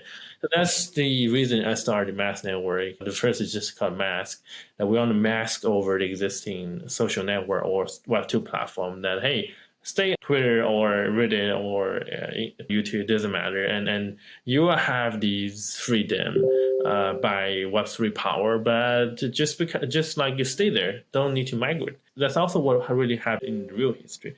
That's the Mask Network. And by more specifically, you can stay on Twitter and send encrypted message, use the public key or private key, right? Public key, PKI, public key infrastructure. And I can send you money, use different chain, but let's say Ethereum or EVM compatible chain layer 2. I can send money, no KYC, no AML, or let's say no nation state version of KYC and ML, right? Maybe there will be a DAO version. I can hire people on Twitter or use Gitcoin integration that I can say, hey, I want to raise money. And no matter where you're from, you can raise me and you can just send me some money without being censored, right? You can do all the amazing things on the existing Web2 platform. And that's the reason we started the Mask Network. In February 2021, we also decentralized that with a native token. That part still need more work. It's going to be very tricky, and there will be a lot of back and forth within the community. That's something we try to still figure out. And that's the reason I started this thing and what I really think about the Web3 and how important it is in the cyberspace history. So let's think about we all landed in a Wild West cyberspace, come from feudalism, old cyberspace. And the first thing that we need is a new communication system, which actually is already being fulfilled by those OPGP and the end-to-end encryption, right? And even now, I think most of the communication in the Web3 era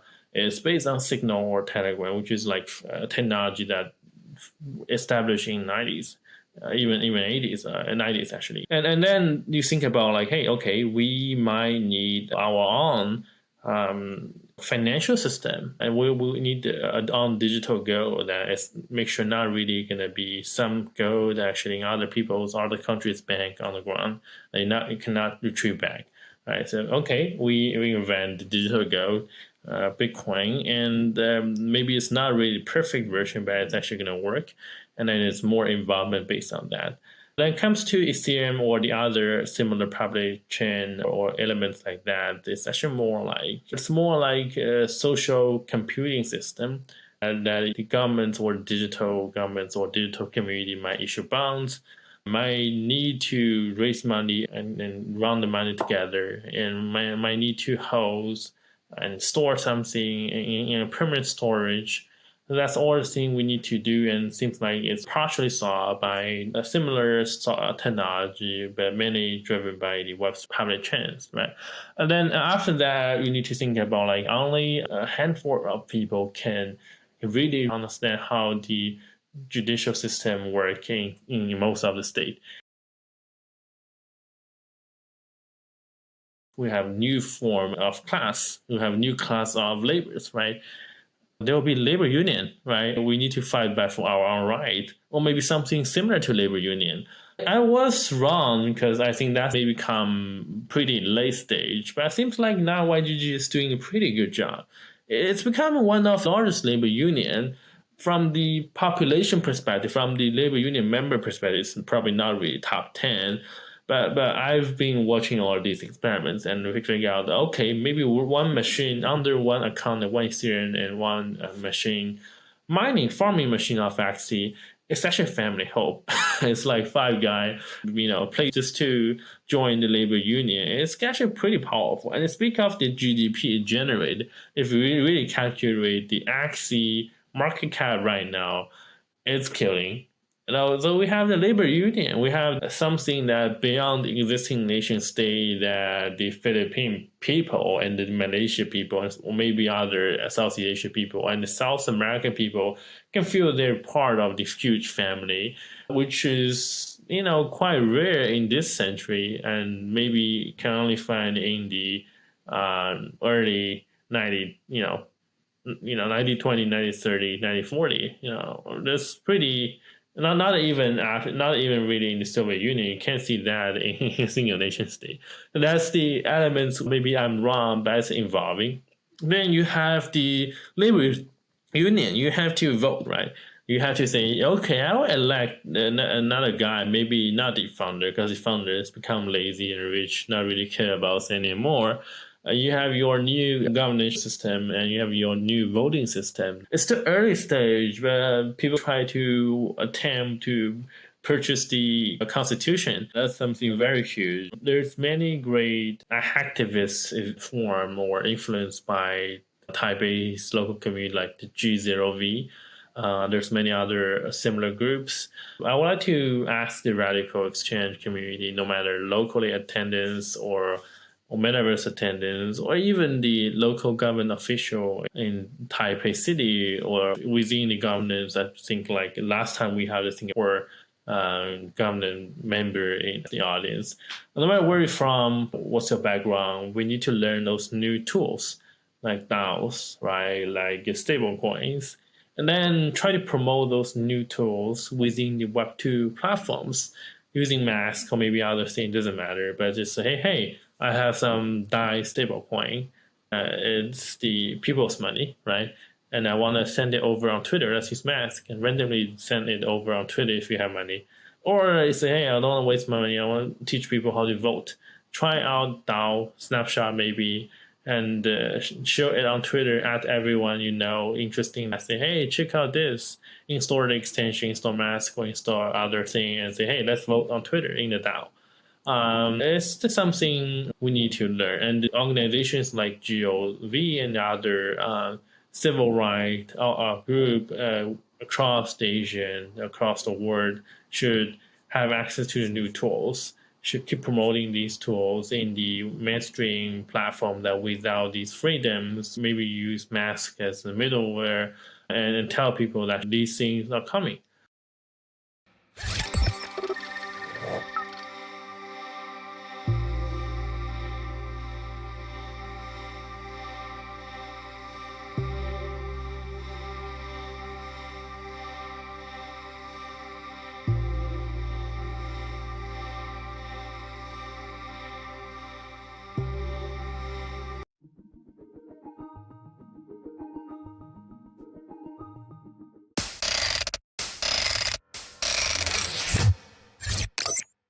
The nation state is the usual way we think about democracy. We think of democracy happening in a particular geographic territory for a particular set of people who've historically lived there, often sharing a language and a history. Today, so many of the things that affect us stretch across nations or within them. So for example, The Amazon River stretches across about 6 countries and only covers a small part of most of those. It's incredibly important to the global ecosystem that allows us to avoid climate catastrophe. And yet it has this fragmented governance in the conflict between a bunch of countries, each of which is only partly focused on it. That is an entity that should have a democratic governance over it. There is no entity that really corresponds to the Amazon River. There's no entity that really corresponds to the people who are most affected by the drug war in the United States. There's no entity that really corresponds to the communities of interest, whether they be around a cryptocurrency, around transgender issues, around racial injustice. There are a bunch of national holidays that exist for historical reasons, but that don't necessarily correspond to the way in which social life has evolved. What we need to find a way to do is to allow those communities to govern themselves and to gain the power to emerge as just as legitimate and just as meaningful as the geographical nation states. That doesn't mean geographical nation states should go away. In fact, I think they can benefit precisely from embracing these networks, but it does mean that they're not a sufficient foundation for governance today.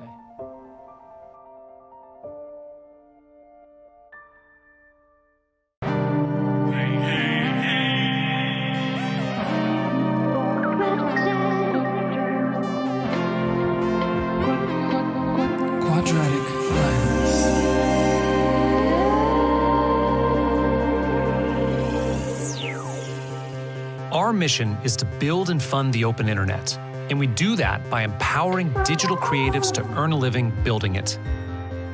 At Gitcoin, we are a collection of digital creatives ourselves, and we have a deep reverence for our communities of practice. We became frustrated because open source technologies that make up the open internet are severely underfunded. Yet they enable over $500 billion in economic output per year. But more importantly, they help humanity solve some of our most pressing coordination problems. To us, these technologies are digital public goods. We all use them, and they are extremely important, but no one is incentivized to build and maintain them. We built Gitcoin to solve this issue by getting digital creatives paid to work on open source projects, and by creating opportunities for learning and connecting with like-minded peers, teaming up on projects together. We are building an entire ecosystem around supporting digital public goods, but in order to do that in a mission-driven way, we have to decentralize Gitcoin itself. That's why we're launching GTC, to evolve Gitcoin into a community-governed DAO. GTC is the governance token of the Gitcoin network, and it can be used for things like managing the treasury, settling disputes, and creating policy. And in Gitcoin grants, the community will use GTC to ratify grants rounds, surface curated collections, and help mitigate civil attacks on the quadratic funding mechanism.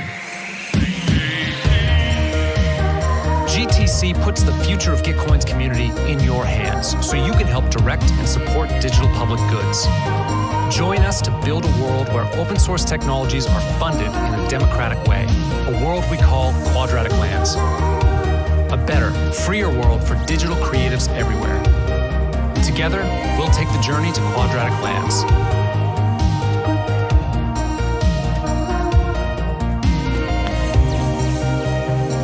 Get started today at quadraticlands.com.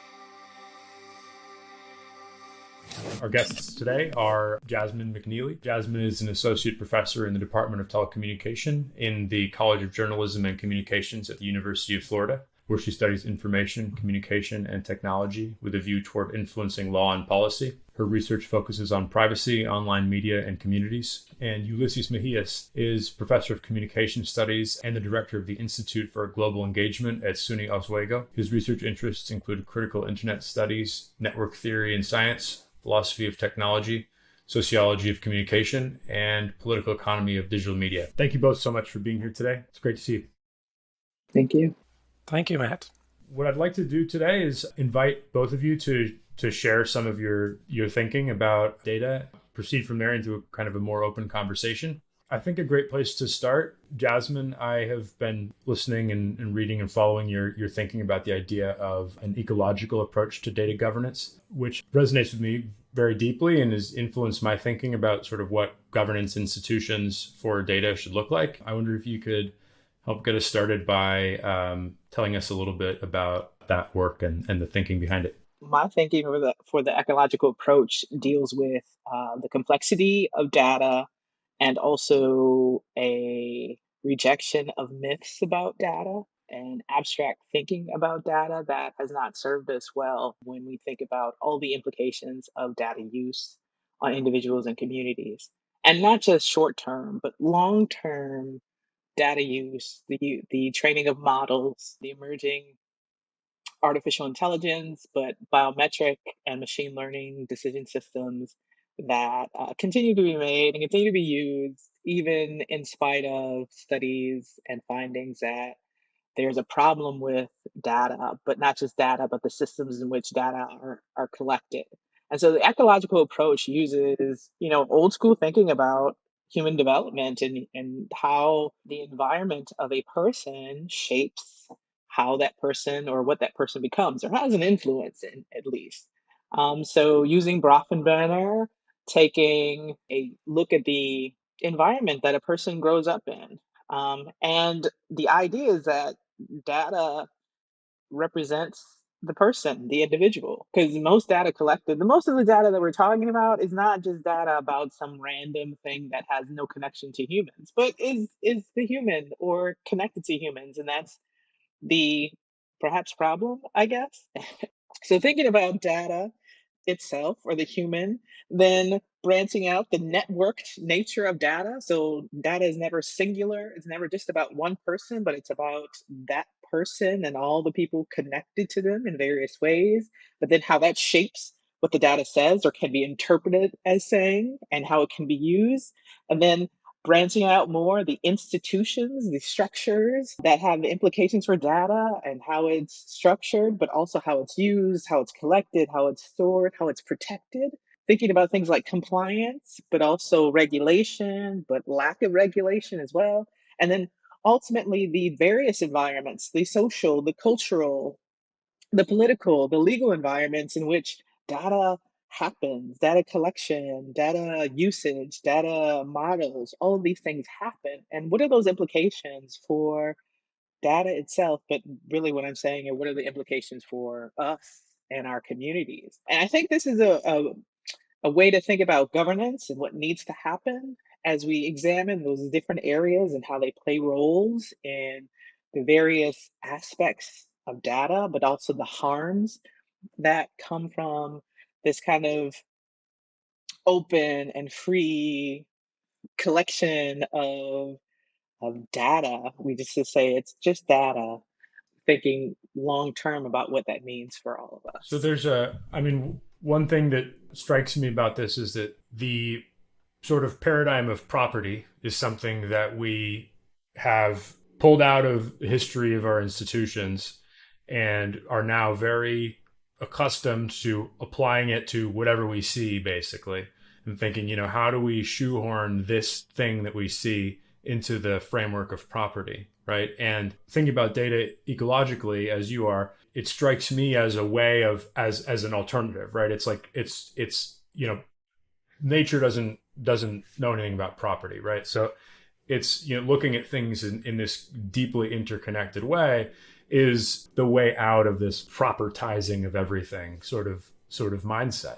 Absolutely. So it rejects property as a frame. The next obvious question, I guess, is that, the reason for property, the reason people like it, the reason that institutions like to look at things that way, basically, is that it makes things simple. It turns things into like units that are attached to other units. Whereas when we think about an ecology, it's complex. So that means we need to sort of think about some other way of like getting getting traction on it, right? Figuring out how to help our institutions deal with that complexity.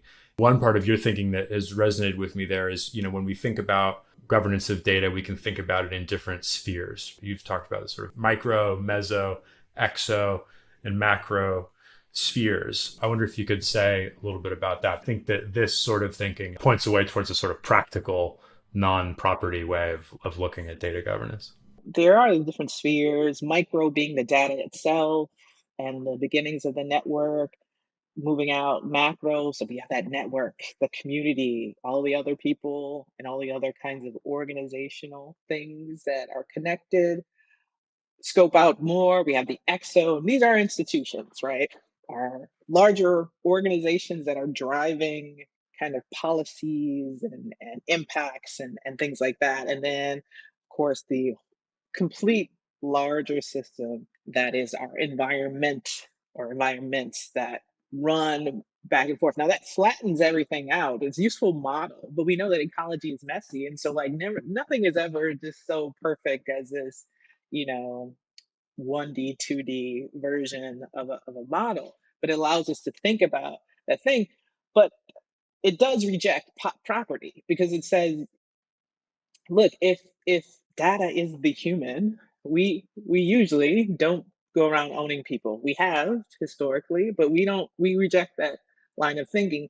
But also it really emphasizes the fact that you can't have ownership by one person or one institution when a thing is ultimately owned by so many people. So like the amount of, if we were to even try fractionation, it would make absolutely no sense because so many people are implicated in this. If we were to think of a unit of measurement, one unit of data, which doesn't actually exist at all. It can never just be one thing. It's always plural. It's always networked. It's always connected. Because of that, we can't have one owner, right? We can't have this only belongs to John or only belongs to Susan, only belongs to name the organization, right? Because it is a network of things. Yeah. Can you say a little more about sort of what these different sort of layers of governance might correspond to? Like if we think about micro layer, meso layer, exo, like do those correspond to existing or future institutions that you would like to see? Does that make sense? So in other words, just being very sort of naive about it, like I'm interested in the idea of data unions, data coalitions, those kind of things. Like, is that the meso layer, or is that do you have sort of a thinking about how these multi-tiered governance of data like maps onto institutions? Yeah, sure. So I like to think about at least in the exo portion, when we think about institutions in particular, of course, we have the policymakers, the congresses, but we also have those policymakers that are corporate or advocacy, or I should say industry based policymakers that, of course, should come under scrutiny from our regulators, right? And so they drive, for lack of other alternatives right now, they drive how things are. But if we come closer in and we think about the network, and so I'm thinking, we think about data trusts, data unions, data cooperatives, those are to me closer to the communities or the chosen communities, as it were, but communities as well, and how those folks and those organizations of people can form to create structures to protect themselves, but also to use data in ways that are beneficial to their communities. I'm thinking of, there's already data trust and tokenization happening at the grassroots level related to data in various places. And they've decided we're going to create our own governance scheme. If anyone wants to use our data, so to speak, or data related to us, they need to comply with the rules that we've created.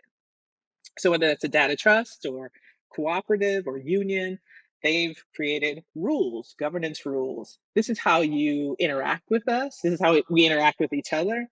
Also, these might be the models you are able to use. Is it a federated model? Is it, a specific kind of algorithmic model that you can use? Are there only certain kinds of data or noise added to data that you might be able to use that we then feel safer allowing you to participate with us, right? So there are structures like that. And I think those are very interesting structures to think about.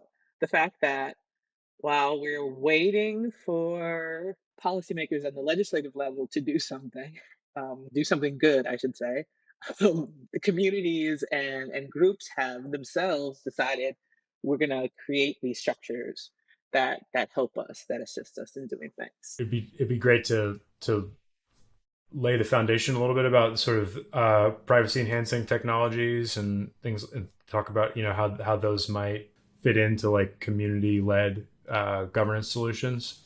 I think an important thing to recognize is that communities, people, but also communities know that they are under surveillance and under constant surveillance. And it's used in various ways against various communities that are already marginalized to continue systems of oppression.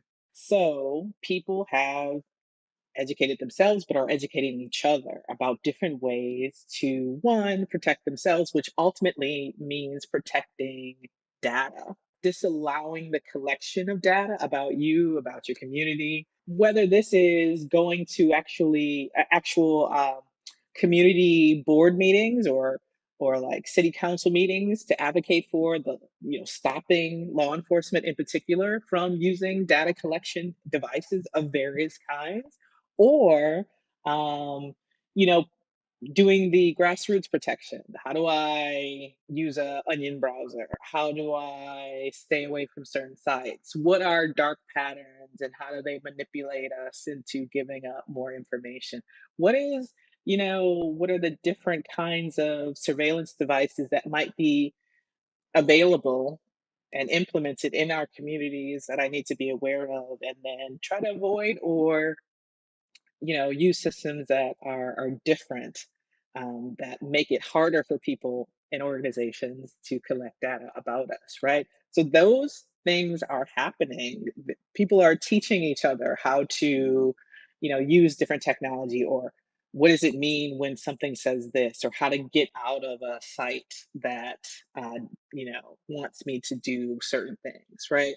That's happening, whether it's the librarians who are doing it or actual community organizations and community, like regular people in the community doing that as well. One thing that I'm interested in is it seems to me that I mean, nothing is a panacea, and I'm not saying that, but I'm just interested in the possibility that privacy enhancing technologies could create essentially new ways for people to organize governance power over information, right? So that essentially, if information is flowing through, I mean, as privacy enhancing technologies become more widely used, people are sort of performing machine learning or answering questions in sort of a structured transparency type way from pools of information.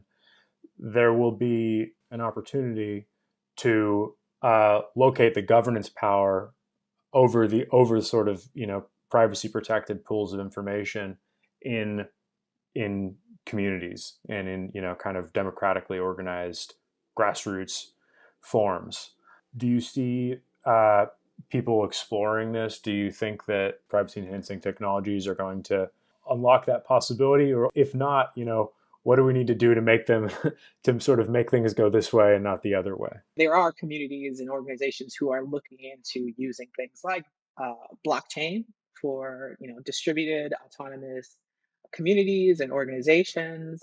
And for example, in Detroit, that's happening in various places, and other places people are exploring the uses of other privacy enhancing technologies, or the possibility of privacy enhancing technologies.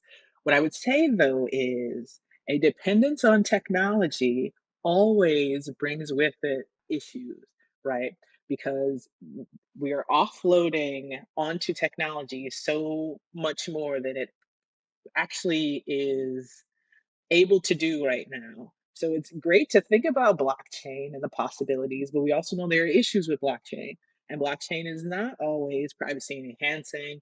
And there are ways that sometimes people can, skirt the measures of, or the privacy enhancing measures of blockchain, and skirt the privacy enhancing measures of other tokenization kinds of things, and other privacy enhancing things, right?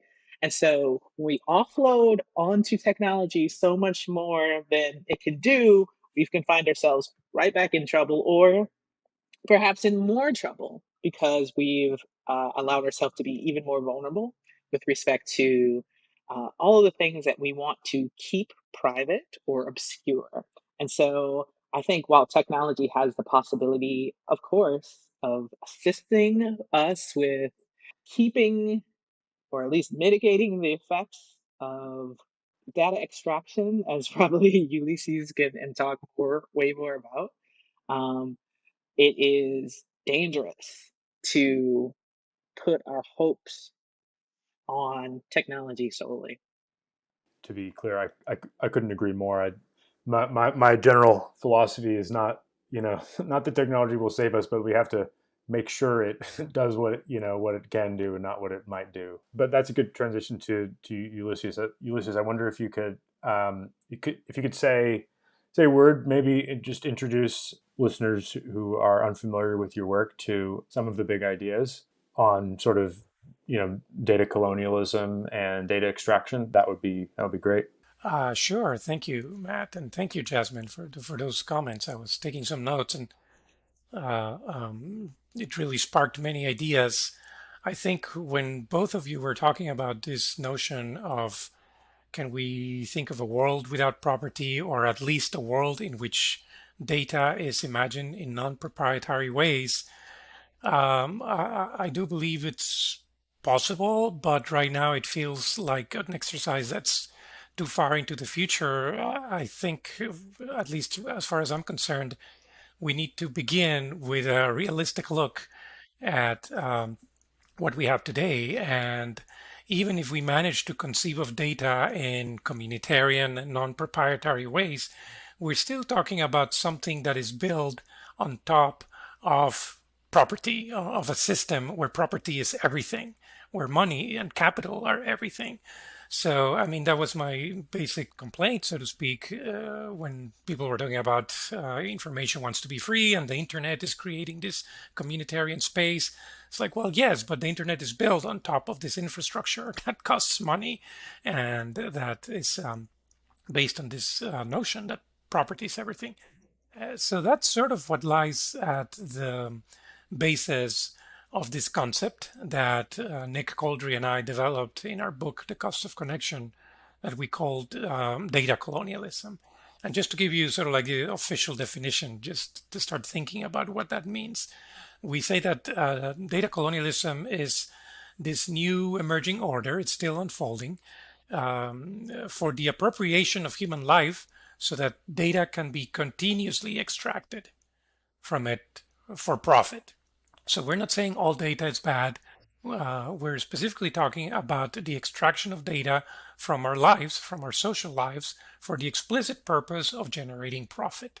That's what we're talking about, and that's what we're discussing. Property is very much at the center of this argument. Whereas the old colonialism grabbed land, the new one grabs us through data, right? Our social lives are being abstracted, converted into data that corporations can derive value from. And so I know this is kind of like a wild idea to present it just as a summary, because people start thinking, well, are you saying there's a one-to-one relationship between historic colonialism and data colonialism? Where is the violence? Where is the slavery? Where are the plantations? So we're saying it's not a one-to-one comparison. There are plenty of differences. If we look at historical colonialism and data colonialism, the modes, the intensities, the scales, the contexts, very different. But we're saying that there is one very important similarity. And that similarity is the function. the function of both of kinds of colonialism is the same, and that function is to extract, to dispossess. So that has been the continuity, the thread that connects all of these forms of colonialism, and that's what allows us, we think, to talk about this new kind of colonialism, not as a metaphor. We're not saying, oh, what we're saying is like colonialism. We're saying this is, in fact, a new form of colonialism because it has these characteristics of extractivism. In order to colonize the world, things have to be rendered as cheap. And so the first step was to render nature as cheap. The colonizer arrived to these new territories and said, great, look at all this free land. It's abundant. It's unoccupied. If it has people living in it, those people are not civilized, so it's okay for us to make it our property and administer. So nature was cheap. Then we had cheap labor, which meant in colonialism certain kinds of human beings, and this was racially determined, they were meant to provide that labor, to convert nature into wealth. So cheap nature, cheap labor, and now cheap data. And cheap data has the same characteristics. It's said to be abundant. There's lots of it, big data.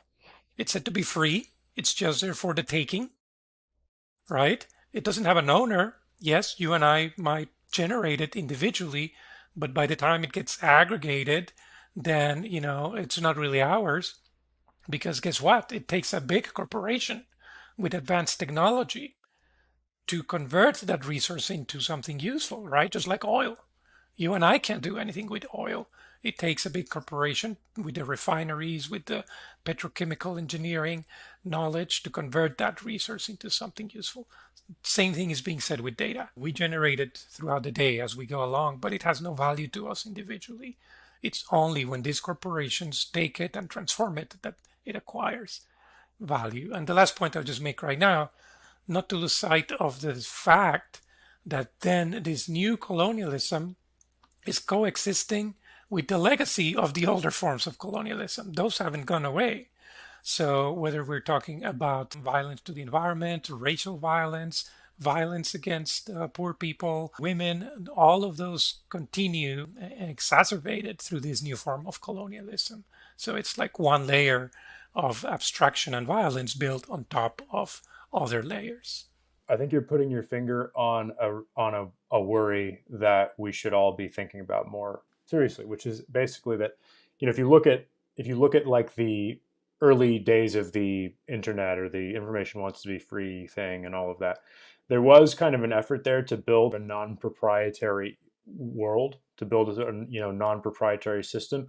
But it was on a capitalist foundation. It was on a foundation that allowed that value ultimately to be captured by the people that owned the networks or that owned the sort of critical junctures in the networks. That pattern seems really important to me, right? It seems like, every time we think about building sort of an open or non-proprietary ecosystem, we need to think about whether that will ultimately be captured, even if we can't quite see how it'll be captured. How can we get deep enough into the stack to make sure that we build a system that remains open, or like, is it even possible to do that? And second, there's often this worry that I come back to. I think of capitalism as basically a governance system, basically a pretty bad governance system. If we successfully remove that as the foundation on which our other systems are resting, one other thing that we might slot in there would be like a strong state like China, right? Which is also worrying. And then the other thing we might slot in there is like a functional democracy, which we're working on. So I wonder if you have thoughts about that. Like, how do we, first, do you agree that that's kind of a reasonable framework, that it's sort of like whatever open ecosystems we build, either they're going to be resting on capitalist foundations, or they're going to be resting on some sort of strong state foundations, or they're going to be resting on some kind of democratic foundations. And it's like, how do we make sure that we end up on democratic foundations? Where do we start building those foundations to make sure that our open systems don't just end up, we don't just, repeat the story of, Internet 1.0, Internet 2.0, and this, not to mention the story of, of the entire history of empire and capitalism, Right. Well, one of the reasons I really enjoy Jasmine's talk is presenting her model of data as an ecosystem is because right from the bat, she acknowledges that this is messy. This is a way to capture the messiness. And I think it behooves us to not to try to oversimplify things and to really take advantage of the messiness because it's not going to go away. And I mean, we're talking about, well, do we need to think about a post-capitalist world? Well, sure, that's nice to think about, but as Zizek said, these days it's easier to imagine the death of God than the death of capitalism. I don't think we're anywhere near starting to think about a post-capitalist world. I think we need to just deal with the mess that we have right now. And I'm glad you also brought in the role of the state, Matt, because this is where I would like to push back a little bit against both you, because I read your piece on data coalitions and also what Jasmine just presented, because it seems to me that this whole notion of data governance, sometimes when I hear people describe it, not always, but it does sound like a liberal narrative for bypassing the state, the role of the state. It seems to suggest that communities, small communities, small cities, which, this is basically where any resistance is happening, it is in those locations. But what concerns me is that we seem to be suggesting that it's at these small locations where resistance can happen, and then as long as we develop these disruptive forms of governance that can sort of bypass capitalism, bypass big tech, then we will be okay. We need to get governance right before we get data governance right. And so we need to think about the relationship between the state, the corporation, and the public. And we need to think about it in its messiness and in big terms, not just about a hacker community in this small city, building a new privacy enhancing technology. I think we need to think about it in big terms because if we cannot get our governments to protect our interests as the public against the competing interests of big corporations, then we're not going to get this done. We're not going to make any progress. So I think I'm interested to hear what you have to say about this liberal narrative that, data governance, if we can make it work for small pockets of the world, then that's what we need to be focusing on. I think it's much larger than that. Yeah, no, I'm in agreement with you on that. And in fact, I think the use of examples of grassroots organizing and small community organizing, it's just that, are examples, but they don't take the place of actual rule of law reforming, changing, prohibiting, punishing the extraction and the surveillance and the kind of Wild West, so to speak, nature of innovation that, is based on surveillance. No, not at all. In fact, I think I would, if we're using historical examples, I would put those as examples of resistance that happen while government is lacking. So where the state is failing, communities and individuals step in, and also they are pushing the state to reform itself, but also to really wade into the game. Here in the United States, at least, we are super behind as far as federal legislation regarding technology that is adequate and future proof with respect to the kinds of biometric and other surveillance areas and atmospheres that are emerging as super important. At the same time, we have a long history in particular communities, especially in noting that, okay, the government is really deficient, so we have to do this for ourselves. And so I agree with you completely. I think there is a significant role for policymakers. Legislators have to get in the game and begin working for the public. Meanwhile, as a stopgap, as a mitigation measure, communities and other organizations can be and are and should still be doing that resistance work that they've been doing for forever. I agree. My view on this is that I don't think that just, communities and groups of hackers and can just sort of get together and work, forget about the state and solve all the problems. I don't think that. I think that the state needs to do something. But my view on sort of what the state needs to do is the state needs to really, really meaningfully empower that kind of community and grassroots activity. So in other words, like some of the work that I've done on some of the sort of policy work that I've done on data coalitions has been advocating for legislation that would create a regulatory situation where platforms or other sort of data exploiting businesses would essentially have to negotiate with and work with communities and data unions in order to get access to the data that they're using to exploit. The key concept here is collective bargaining. The state has actively made collective action impossible by imposing a proprietarian view of data and allowing capitalists to divide and conquer individuals on this highly atomized basis, so that we're all just negotiating individually for our information, and we have no regulated, legal, state-supported mechanism for grouping our interests and creating institutions that serve as counterweights to capitalists who are using data for profit. I think we absolutely need the state, but I think that what we need the state to do is affirmatively empower communities rather than prescriptively regulate. I think that they should prescriptively regulate what capitalists do, but I think that's necessary but not sufficient. I think the state also needs to empower communities to self-organize through legal. I agree. I mean, even when people ask us, okay, if what you're suggesting is that there's this new type of colonialism, then what can we do about it?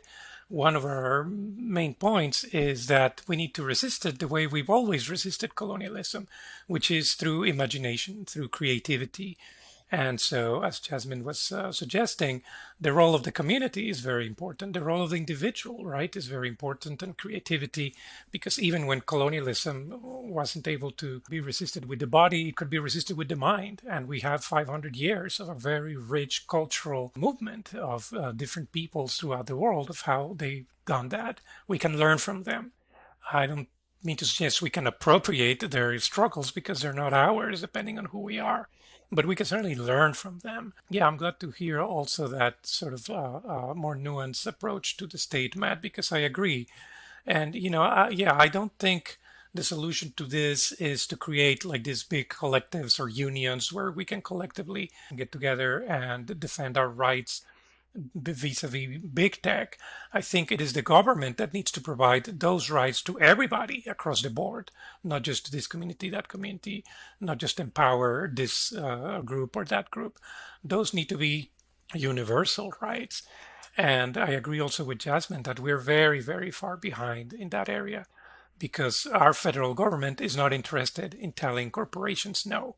It's not interested in, preventing capitalism in any way, or even just, there are different flavors of capitalism, but what we have right now is just unsustainable, just in terms of the great gap that it's creating between the very rich and the very poor. And the other thing I would say is, when we talk about the state, in some ways the state is us. I mean, we should not forget, and this is perhaps where I get a little bit idealistic. Maybe I don't believe we can end capitalism tomorrow, but I do believe we can create better representation. And I do believe our representatives in government can represent us better. I think, I was listening to that statistic. I'm sure you've all heard that the average age of people in Congress and the president, these are pretty old people, and I respect our elders, but I do think we need a generational change of people who understand these issues. We're being told we can't regulate this because it's too complicated. We don't understand it. Actually, we can. We can do a lot to have better regulation, both in terms, as Jasmine would probably recognize from legal terms, ex ante and ex post. We can regulate technology before it's being designed. I think we're severely lacking in that area. Ex post, we're doing okay, although it's too little too late. An algorithm is deployed, it's already caused enormous damage.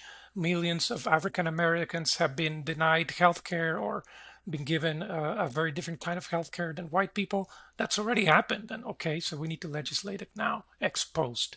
But ex ante, I think it's the other thing that we need to think about.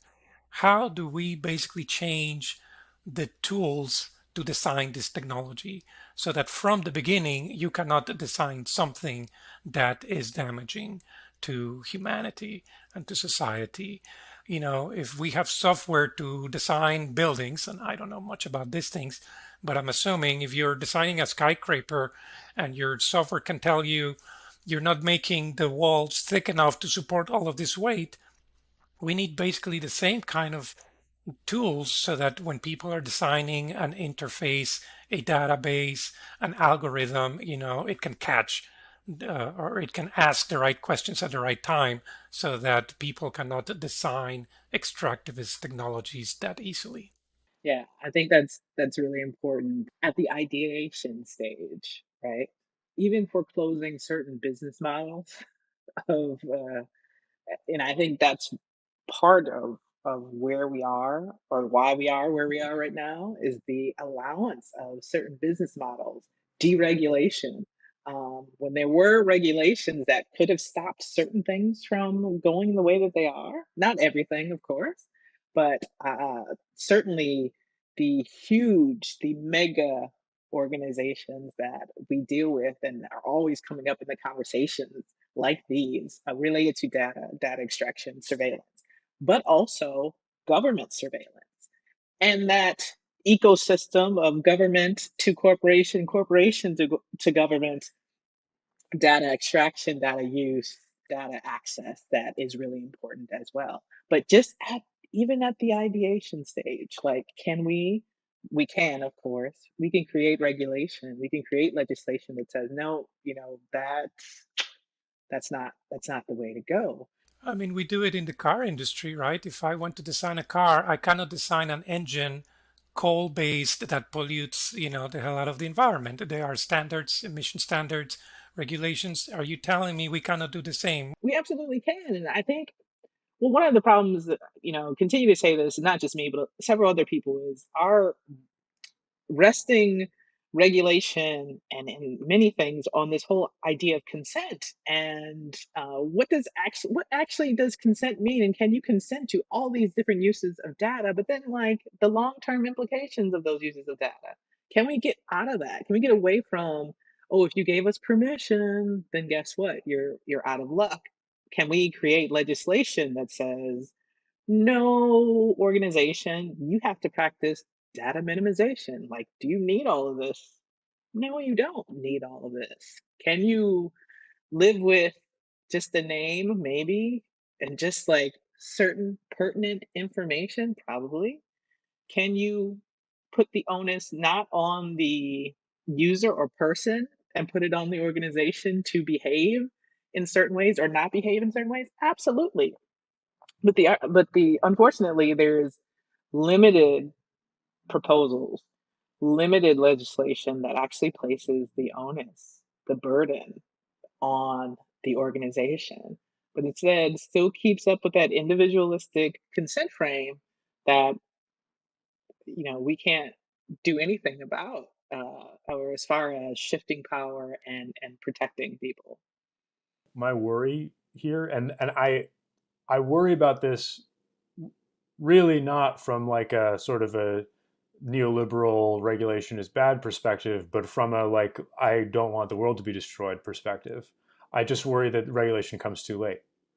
So, I mean, and, you know, if you think about the, you know, the example with cars and pollution is a good one. Like, look at how way too late that was.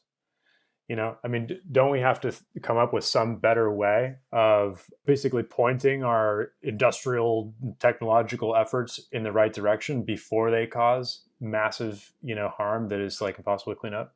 I get that, Matt, but let's remember the reason why that regulation came too late is not because of lack of creativity, imagination, or legal tools. It's because the car and the oil industries did not want that legislation to come any earlier. Some of those companies are still today denying global warming. Let's put the blame where it should lie. This is not because government is unimaginative. This is not because the public wasn't asking for it. It's because corporations said, these are our interests, and through lobbying, through whatever mechanisms, they prevented that legislation from happening sooner. Here's another part of that discussion that it gets kind of interesting. When Ralph Nader came around and said, hey, look, all of these corporations are polluting. We need the Clean Air Act and all of these acts to protect the environment, to protect all of these things. As a consequence of that, and I'm basically paraphrasing the argument of a book, I can't remember the title, that as a consequence of that, the public learned what? That corporations cannot be trusted, but also that the government cannot be trusted because it was the government's role to do this, and they didn't. And so that was the beginning of this crisis in not being able to trust the government. That today we are seeing what the outcome of that was. But the problem is not that legislation happens too late. It can come much sooner if we put enough pressure. We have this two-step, between capitalist power and state regulatory power, where, capitalists push the technology forward, and then they, lobby the government and try to prevent the government from doing the right thing.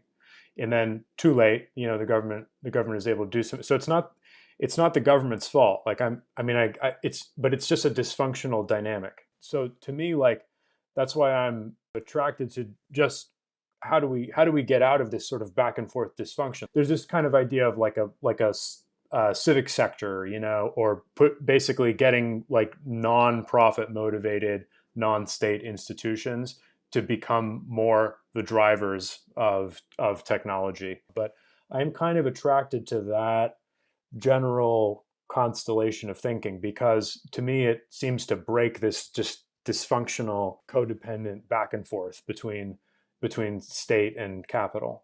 To offer a, problematization of that dynamic you as well, are we talking about nonprofit or civil society as drivers of perhaps legislation related to technology or technology itself? Because, over the past few years, we've seen several instances of civil society or nonprofit sector being just as bad as corporations when it comes to data and the use of technologies which are data extractive. I'm thinking of some of the UN refugee crisis use of facial recognition technology that's just and feeding programs that are using these super extractive technologies under the guise of, wow, this is super helpful and changing the world. And so you can consider that a driver of the technological use and that framing of that as wonderful and good and useful and helpful. At the same time, it has the same old problems as, say, a Facebook or a Google or an Amazon use of facial recognition technology, or a use of facial recognition technology by a government as well. Now, on the other hands, there have been the combination of civil society and nonprofit organizations working with grassroots organizations and individuals who have been the drivers in the United States of metropolitan area bans on the use of facial recognition technology. We see the good and the possible bad there. This demonstrates the complexity and the need for critical conversations, but critical boundary setting and restraints on everybody's building and use of these surveillance technologies.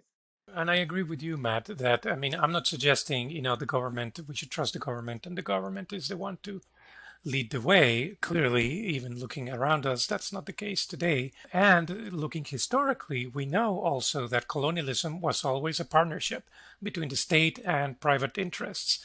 So states needed the legal backing. Corporations needed the legal backing of the state in order to do what they did.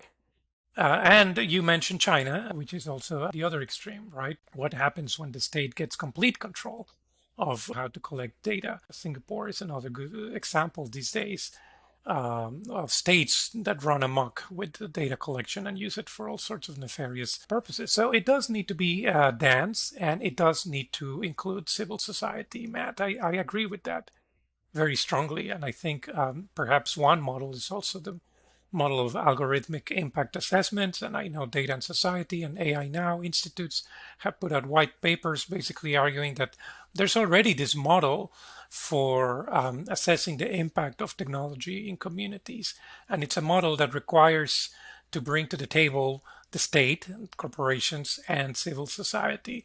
So we do have those models. I think we're not using them to their full potential, but there's definitely, I think, a very strong role that we as the public, as civil society, will need to play in this dance. If you just sort of rewind to the 90s, the idealistic days of the internet, you can kind of look at like Google and Wikipedia had the same ideology. The people doing those projects were cut from the same cloth, had basically the same ideas about like the future of technology. But the incentives to which they were subject pulled them in completely different directions. And so, to me, like that effect is common. It's not that civil society is always going to do the right thing. It isn't, but there are just really overwhelmingly bad incentives for profit-motivated technology builders, frankly. That's why it's not going to solve everything, but that's why, to me, it's attractive to like, let's take innovation that's happening here, innovation that's happening, funded by venture capital, and move more of it into somewhere else that doesn't have those incentives. And not that that's going to solve everything, but I think it'll avoid harm. I think we'll see more stuff, more innovation that remains aligned with the public good. Yeah, I think that is going to be crucial. But I think, let's go back to the colonialism model for a little bit. And I think we realize that those small scale solutions are never going to be adopted by the big corporations. The whole reason this is functioning like a new form of colonialism is because you basically have two poles of power, the United States and China, each sort of supporting their own corporations, and they have very strong relationships between the corporations and the state. And so that's what I meant earlier, that, in some ways, solutions that work very well at the local level might be interesting, they're crucial, they're important, we should learn from them. But I think we also need to think bigger. Another initiative I'm involved in is, for instance, trying to launch this non-aligned technologies movement, because I think that sort of provides kind of like a model for something that happened that was interesting in history. After the Cold War, some nations in the global south were sort of caught in the middle, and they wanted to say, we don't want capitalism or communism. We want our own alternative, our own way. And, for various reasons, whether we think that model was a success or not, obviously depends who you ask. But I think similarly today, civil society is facing a similar choice. We don't want the profit-motivated model of Silicon Valley, but we also don't want the state control model of the Chinese Communist Party. So where is that third way? And I think that's where, Matt, what you're suggesting is that, okay, it's not just about our own communities. It's about building a movement, a global movement of, yes, these technologies, these platforms, these ways of thinking about the construction of knowledge, this way of addressing the legacy of colonialism, that we can sort of contribute to those things together. Exactly right, and I really like the principles that are laid out for the non-aligned technologies movement. But I would love to hear you talk about them. The non-aligned technologies movement is something I have started with a colleague, Juan Ortiz-Freuler. It's very much in the beginning stages, and so right now it's just a group of people interested in some of these issues. It's not like we have a formal, organization and headquarters. But, and these principles, by the way, were just sort of my idea of trying to get a conversation started. We haven't even formally recognized them, but basically, yes, just common ideas such as, do we need to agree that data extraction is illegitimate or can be legitimate, depending on how data is collected, what is done with it? we should just stop pretending that any kind of extraction is okay. Again, this sort of narrative of cheap data, right? Cheap data, data is cheap because it's abundant, it's free. We need to start thinking differently about that and start thinking that it's not okay for our data to just be collected under any circumstances without our permission. We need to start also thinking about how speed cannot circumvent ethics. So another explanation that's frequently given to us is that, well, tech is so fast-paced. In order to innovate, you just have to kind of like, what was the Facebook thing? Break things, move fast and break things, or whatever. Maybe it's time for us to say, as civil society, we need to slow down. Maybe it's time for legislators to say we need to slow down in order to make sure this happens appropriately. We cannot just, open Pandora's box and then later sort of scratch our heads and wonder what went wrong. So another principle is that saying no is a practical solution. Sometimes we can just say no, and it's true that we cannot just boycott Facebook and get off this platform or that other platform and expect that that will solve everything. But we do need to start thinking that, as Jasmine I think said earlier, maybe this circumstance, this extraction of data, is not okay. It shouldn't be happening under these circumstances. Another principle is that other platforms are possible. It's not even, Matt, I think you would agree, it's not even about waiting for great things to be invented. A lot of this technology already exists to do, what most big tech platforms provide for us at a cost, even though it's free. We can do it ourselves with platforms that are very different, that are not non-extractive. So that is possible. And the last one is that, yes, one voice, multiple solutions. Again, just keeping in mind that this is a very diverse world. The solutions that the population wants and needs are very different from the solutions that other communities might need. So we have to find a way to sort of come to the table and find out how our collective voices can be used to, struggle against data extractivism. Great principles. I mean, I wonder if you could say a word about how you would apply those in like a particular situation, basically. So in a sense, like the way technology evolves is that people see shiny objects. People see sort of a lot of money to be made here, or a lot of good to be done there, or sometimes those two things are together, or they're whatever.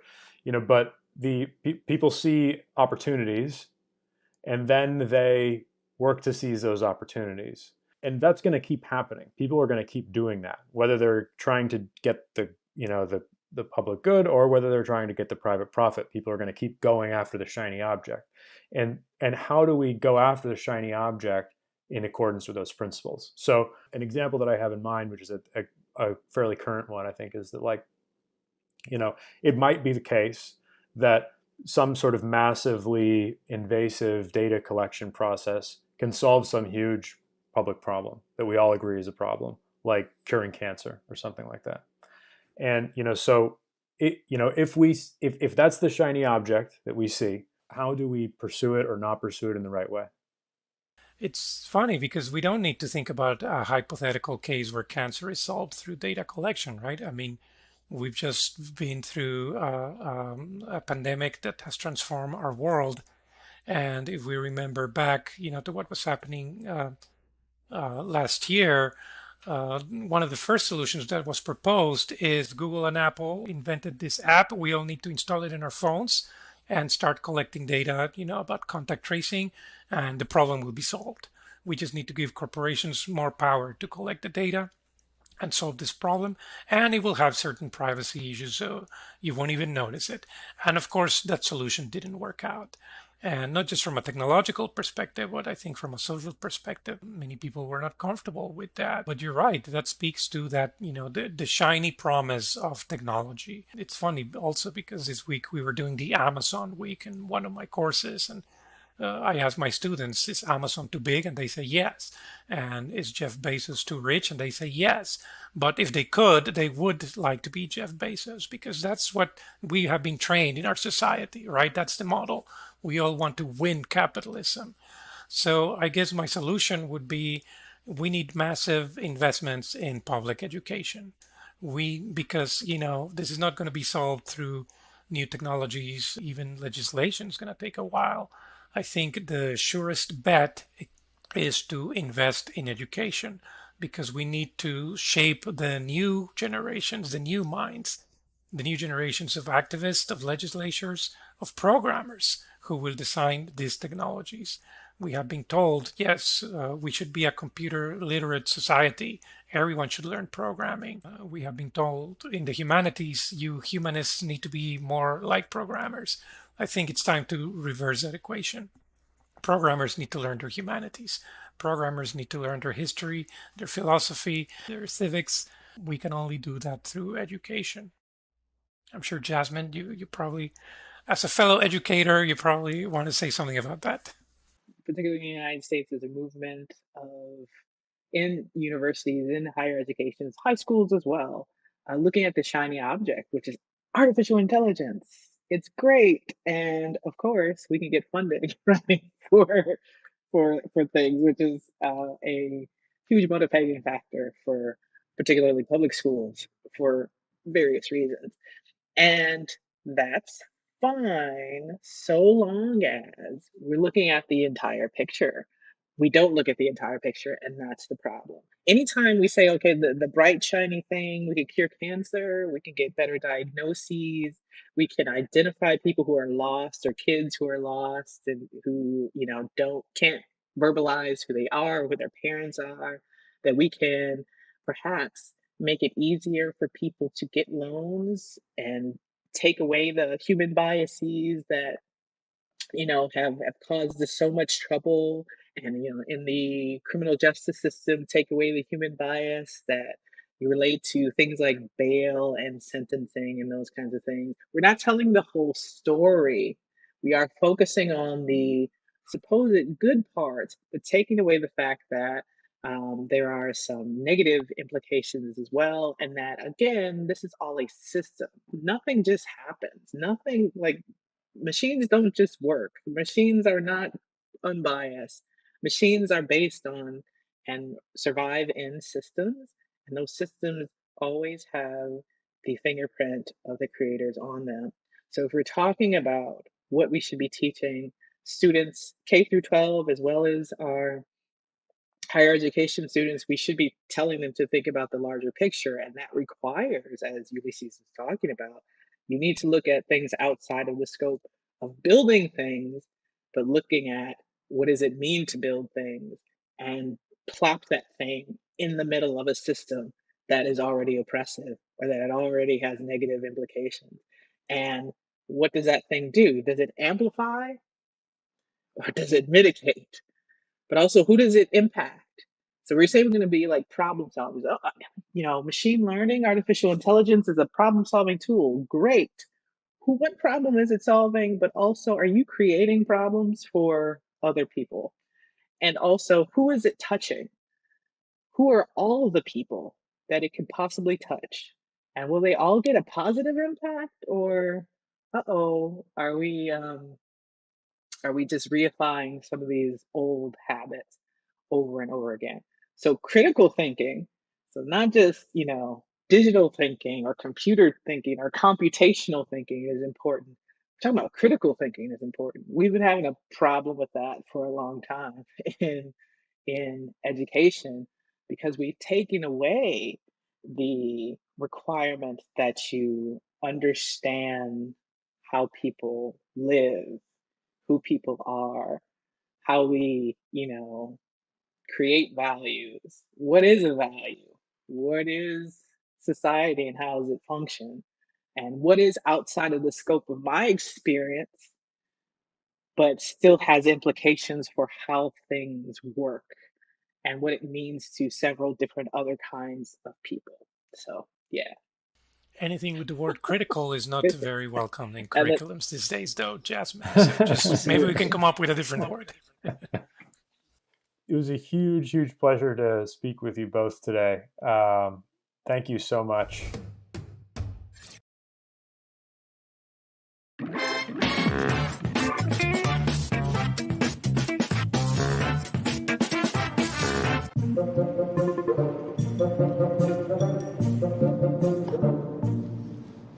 Hello, I'm Audrey Tang, Taiwan's Digital Minister. Really happy to share with friends around the world about our digital democracy.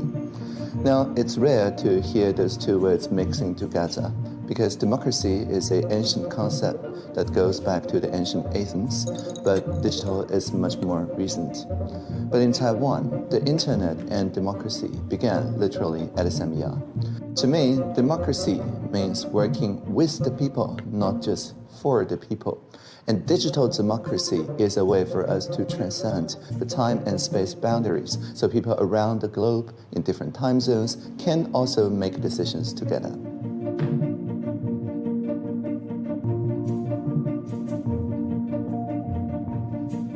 In Taiwan, we countered the pandemic with no lockdown and countered the infodemic with no takedowns. If the technologies are controlled in the hands of a few, then people feel less and less empowered when it concerns issues of common interest, for example, rationing out masks, tracing the contacts of infected people, or distributing vaccines in a fair way. We need open innovations from around all the corners of our society and the world in order to make it fast, fair, and fun. So a democracy that's fast, fair, and fun need to scale using the help of digital technologies. In Taiwan, our first presidential election was in 1996, and that was also the year that the Wild Web became really popular in Taiwan. So internet and democracy in Taiwan are not two things, but rather one and the same thing, just like bubble and tea, that could be mixed together in any which way. Because in many ancient republics and democracies, people think of democracy as something that's fixed, like uploading 3 bits of information every person every 4 years, called voting. But because in Taiwan, democratization takes place on the internet, so we have higher bandwidth of democracy, of participatory budgeting, of sandbox applications, presidential hackathon, citizens' initiatives, so on and so forth.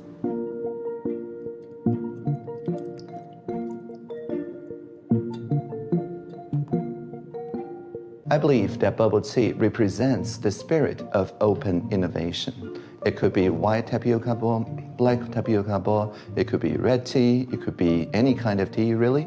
But as long as they're mixed together, it gives rise to creativity and enjoyment around the world. And people can adapt this open innovation without fear of being sued by patent or copyright or trademark losses. And that means that innovation is very easy to make from the front line to empower people closest to the pain or to the thirst, as it were, and people can make their own recipes and freely share it around the world. And that's the spirit of Taiwanese digital democracy.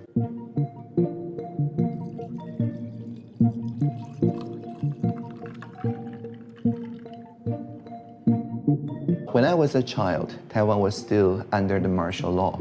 And indeed, we relied on international correspondence in, for example, Hong Kong, to report the human rights violations during Taiwan's martial law era, and also to strategize on how to change Taiwan for the better. Now, fast forward to today, of course, we've been ranked as the most open and democratic society in our corner of the world. So it's our turn to provide this international stage for people, perhaps in Hong Kong, perhaps now moved to Taiwan, to voice their concerns about the backsliding of democracy in their regions, about the worry that authoritarianism may take over, and strategize with people around the world to make sure that the democratic polities work together to advance, not just defend democracy. As I said in the Oslo Freedom Forum, ring the bells that still can ring. Forget our perfect offering. There is a crack in everything, and that's how the light gets in.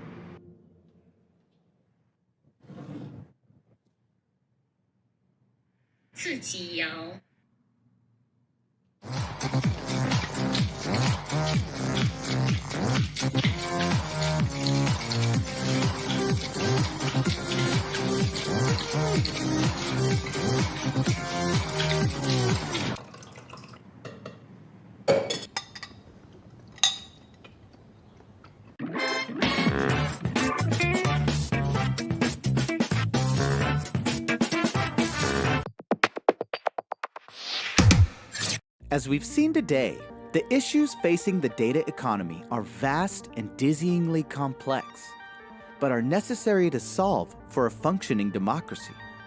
As thinkers like Diane Coyle, Jasmine McNeely, and Ulysses Mejias have warned us, the actors that mediate our online lives are using our data in dangerous ways, amounting to a sort of data colonialism, where their users, especially minorities and those in the global south, are exploited and manipulated as to how their data is used, while also being denied a fair share of the gains.